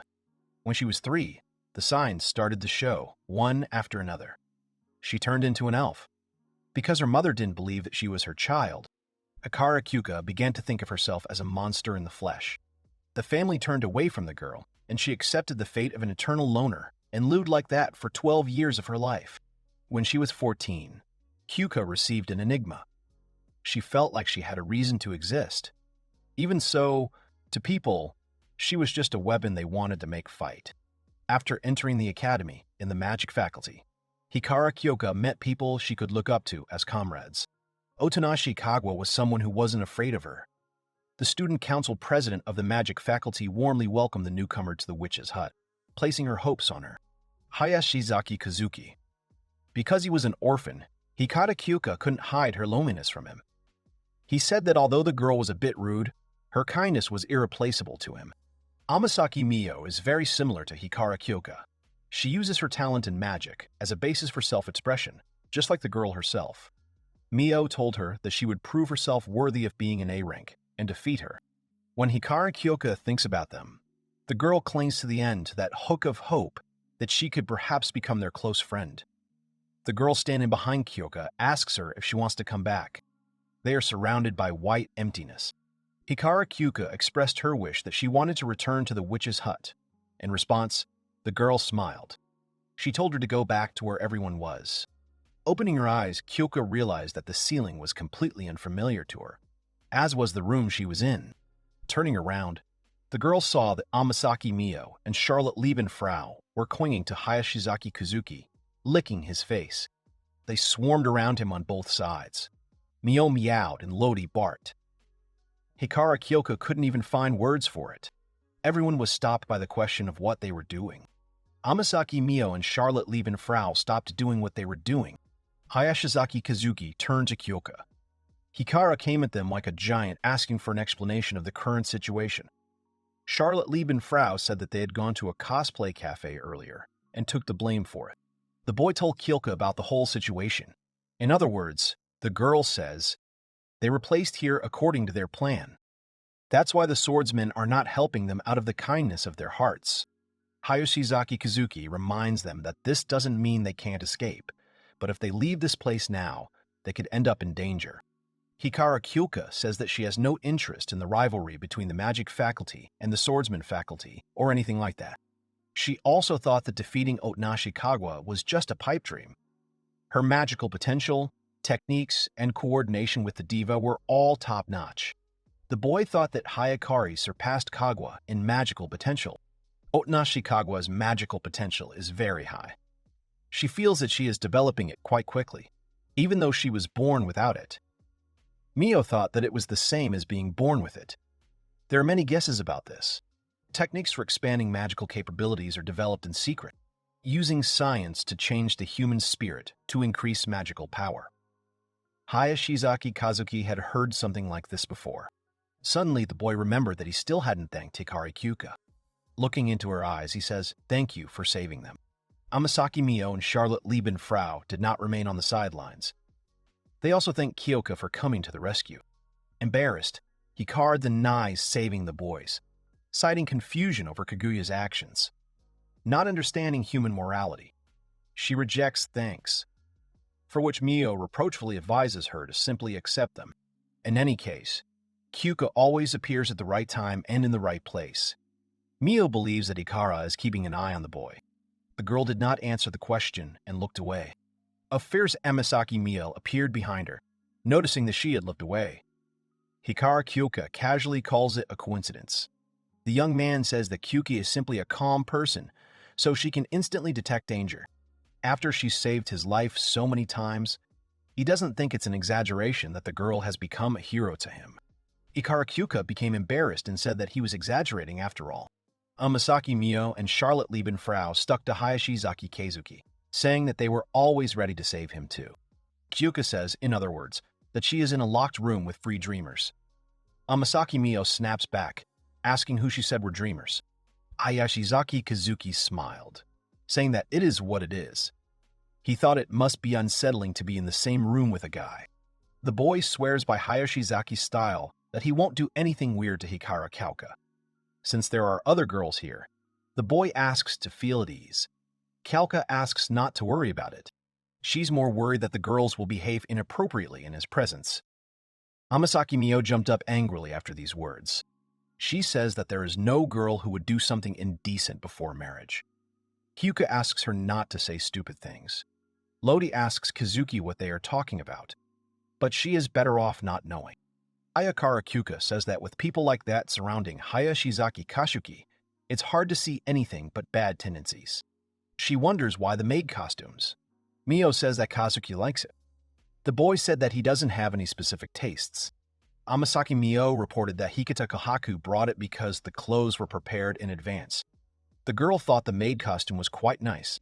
Hayashizaki Kazuki believes that Kohaku left the costumes as an apology for locking them in that room. There's also a maid costume for Hikari Kyoka. He hands her the outfit, telling her to hurry up and change. The girl replies that if someone like her were to wear a maid costume, it would look indecent. She also adds that everything is fine and they can continue without her. Hayashizaki Kazuki approaches Hikari Kyoka, ordering her to finish with her "someone like me." The boy doesn't know how many times he has to tell her that she is beautiful. Kazuki tells her that a maid outfit would go perfectly with her beautiful skin and shiny silver hair. Hikara Kyoka asks to let her go, and don't get so close to her. The young man apologized sheepishly, while LeMay said that the king sometimes became too excited when dealing with a woman who was very timid by nature. It would be better if he showed a calming demeanor. Lemichin, continues to tell him that from what Kyuka said, it's clear that the girl is trying to keep her distance from others. Kyuka decided to ask about other clothes, but Amasaki Mio once again convinced her that they were only maid costumes. The confused girl realizes that she has no choice. She believes that the appearance of a monster maid will surely shock the boys. Kyuka has finished changing. He pulls her skirt down to cover some parts. On her head are bunny ears. She asks permission to wear them. Charlotte Liebenfrau screams furiously that the girl must wear them. Hayashizaki Kazuki tells Kyuka that she looks very cute. This costume suits her very well. But the girl considers this flattery. However, because the garment covers her entire body, the girl believes that it will cause some difficulties while sleeping. Amasaki Mio shows her 3 sets of pajamas that were also left by Hikita Kohaku. Kyuka silently turned her head towards Mio and Kazuki, who realized that the situation had taken a turn for the worse. Kyuka yells that Kazuki is an idiot for trying to make her look cute. The boy admits that he really wanted to see her in a maid costume, even though it's against his beliefs. Amasaki Mio says that Kyuka makes that expression too often. Charlotte Liebenfrau thinks that Kyuka's sister is cute. However, while the 4 of them were having a good time, the situation outside changed drastically. Kohaku and Kanai. If the situation doesn't get worse while the guys are doing nothing, that will be great. The calm before the storm, the black shadow advances. Hikita Kohaku is informed that all the doors and windows are locked. The girl says that, in that case, that's all for today. Kanai approached them, saying that she had checked the security cameras and noticed that the boys had recently started coming here too often.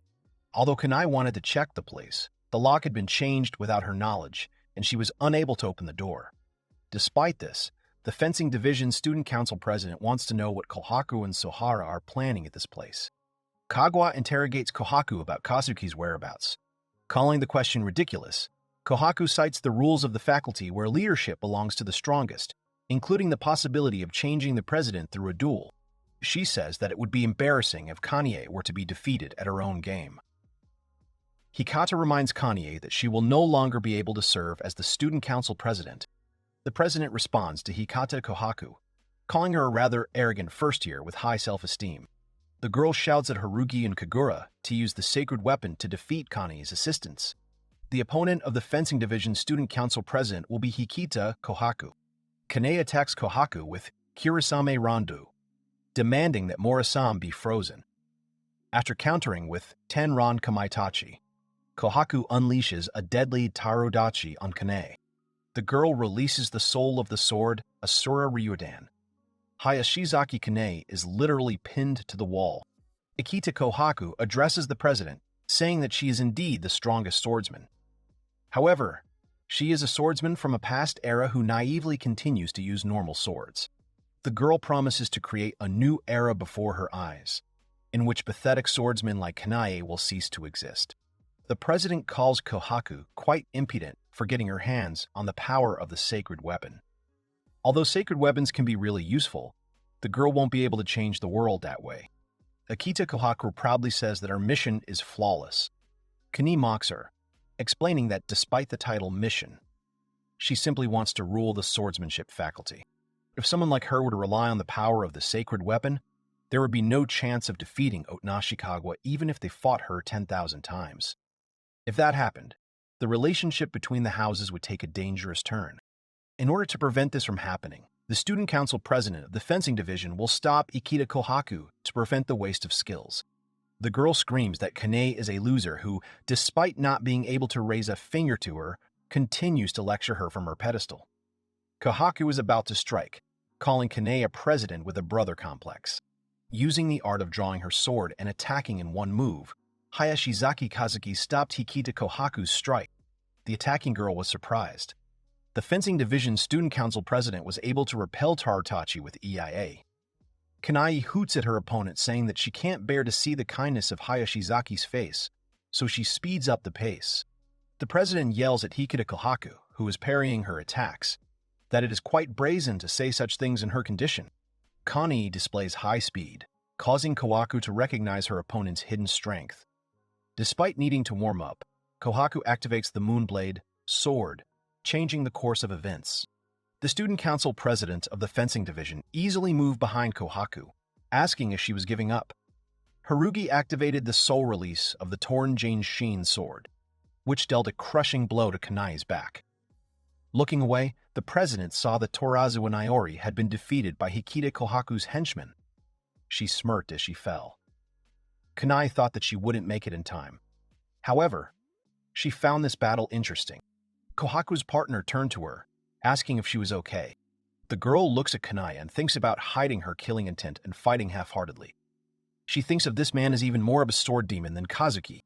Hikita Kohaku recalls the words of the fencing division student council president that a girl couldn't defeat Kagwa. Either way, it's her victory. Amasaki Mio, 134 points. Charlotte Liebenfrau, 102 points. Hikari Kauka, 53 points. Hoshikaze Hiyakara, 41 points. In Otonashi, Kagwa's level of affection can no longer be measured. It can't be helped, after all. The Magic Division Student Council President is currently the enemy. Sitting in the bath, Hayashizaki Kazuki thought about how Kagwa was as lonely as he said. He didn't understand how the kind mentor became an enemy. Suddenly, the boy stopped thinking about it, realizing that now was not the time to be depressed. Hayashizaki Kazuki needed to regain his determination now, and then bring back the old days. Kazuki's thoughts are interrupted by the sudden appearance of Charlotte, who caught him swimming. Confused, Kazuki blushes when he sees her half-naked and hears an unexpected invitation to swim together. The boy tries to stop her, warning her that he is naked. For the girl, this is not a problem. She will try not to look only at the shoulders and chest. Charlotte Liebenfrau plopped down in the bathtub next to Kazuki, leaning against his body. Ludic says she was forced to wear the magical robe, so it should be fine. She admits she would prefer to dispel it. Hayashizaki Kazuki asked Charlotte Liebenfrau to stop. He is already feeling dizzy. He asked her if she felt awkward, but no. Lotte admits that she has already gotten used to it. Of course, this doesn't mean that she is ready to die or anything like that. The girl believes that the guy will be on her side, regardless of the consequences. Therefore, she decided to resist fate. Charlotte Liebenfrau says that even if they fail, they have no other choice. So no matter what happens, she won't regret it. Kazuki promised to protect Charlotte, after which she passionately embraced him, declaring her love. Unhappy with the closeness, the guy asks to let him go, but the girl ignores his requests, bringing him to the brink of patience. Amasaki Mio burst into the bathroom, screaming that it wasn't fair. And no matter the circumstances, they shouldn't do things like that and bathe together. The girl also wants to take a bath with Hayashizaki Kazuki. She says it again. Mio warns that she will also climb into their bathroom. Charlotte Liebenfrau scolds her, saying that she is demonstrating bad manners. Hayashizaki Kazuki yells at her not to do it. Lodi points her finger at Mio and says that as far as she knows, in Japan, a girl shouldn't take a bath wrapped in a towel. The girl looks embarrassed after hearing these words, but then makes a serious face. The girls were discussing the dress until Kazuki reminded them that he was naked in the bathroom. Mio's suggestion to take off the towel caused the guy to protest, and Charlotte washed with delight. Amasaki Mio took off her towel completely, leaving nothing behind. Hayashizaki Kazuki looks at her with his mouth open. Even though he tries not to do it, the boy cannot take his eyes off the girl. The girl warns Kazuki that she is about to enter the bathroom. This situation is getting very heated, and Hayashizaki Kazuki asks her to calm down or something bad will happen. Hikari Kyuga appears on the horizon, asking him to stop doing this. The girl picked up the towel and asked the girl what she was going to do while naked in front of the guy. In one movement, taking advantage of the confusion, Kyuka made a towel grab, and she dragged Amasaki Mio into another room. Hikari Kyuka threw a towel to Hayashizaki Kazuki. As he ran out of the bathroom, he thanked the girl for helping him. Escaping from the bathroom, wrapped in a towel, the boy calls Kyuka his hero. The girl thought it would be great if he ever called her a hero again. There are only 2 bedrooms, so Kazuki sleeps between Charlotte and Hikari. Mio suggested this to prevent any mischief involving him. Amasaki Mio was indignant at her comrade's words, reminding her that she had no intention of doing anything indecent with Hayashizaki Kazuki. Hikari Kyuka turns her gaze to the girl and replies that the one who undressed in front of the guy is telling her that. She reminded her of a situation that happened some time ago.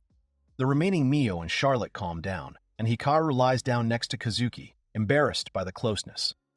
The guy's request to stop watching is met with irritation. Then he apologizes and invites everyone to rest.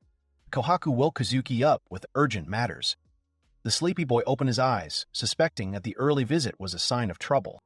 Kazuki tried to get up, but found his hand blocked by the sleeping Hikari, who mistook it for a stuffed animal. Fearing the consequences, he carefully asks her to move. When Hikari woke up, she started sucking Kazuki's finger, which sent him into a stupor. When she came to, Kazuki praised her behavior, but asked her to move her legs. Realizing the whole situation, the girl blushed. She yells at him, saying that she doesn't understand what the young man saw in this. At this point, Charlotte Liebenfrau tries with all her might to wake up Amasaki Mio, who resists, saying that she won't get up without the prince's kiss. Coming out to Kohaku, Kazuki apologizes for the delay. Surprised when she asks about the scream, the guy explains that many things happened. Hikari stands there, embarrassed, hiding her face. Kazuki learns from Kohaku that Kanai has been defeated and her comrades have been suspended for robbery. The senior ranks of swordsmen have been disbanded, and the previous council has been abolished. Kazuki warned Kohaku about a future worthy opponent. The guy's persistence led to the decision to organize a meeting with an important character. The girl wants the boy to meet the one who controls them behind the scenes. Alone, sitting, waiting. His real personality.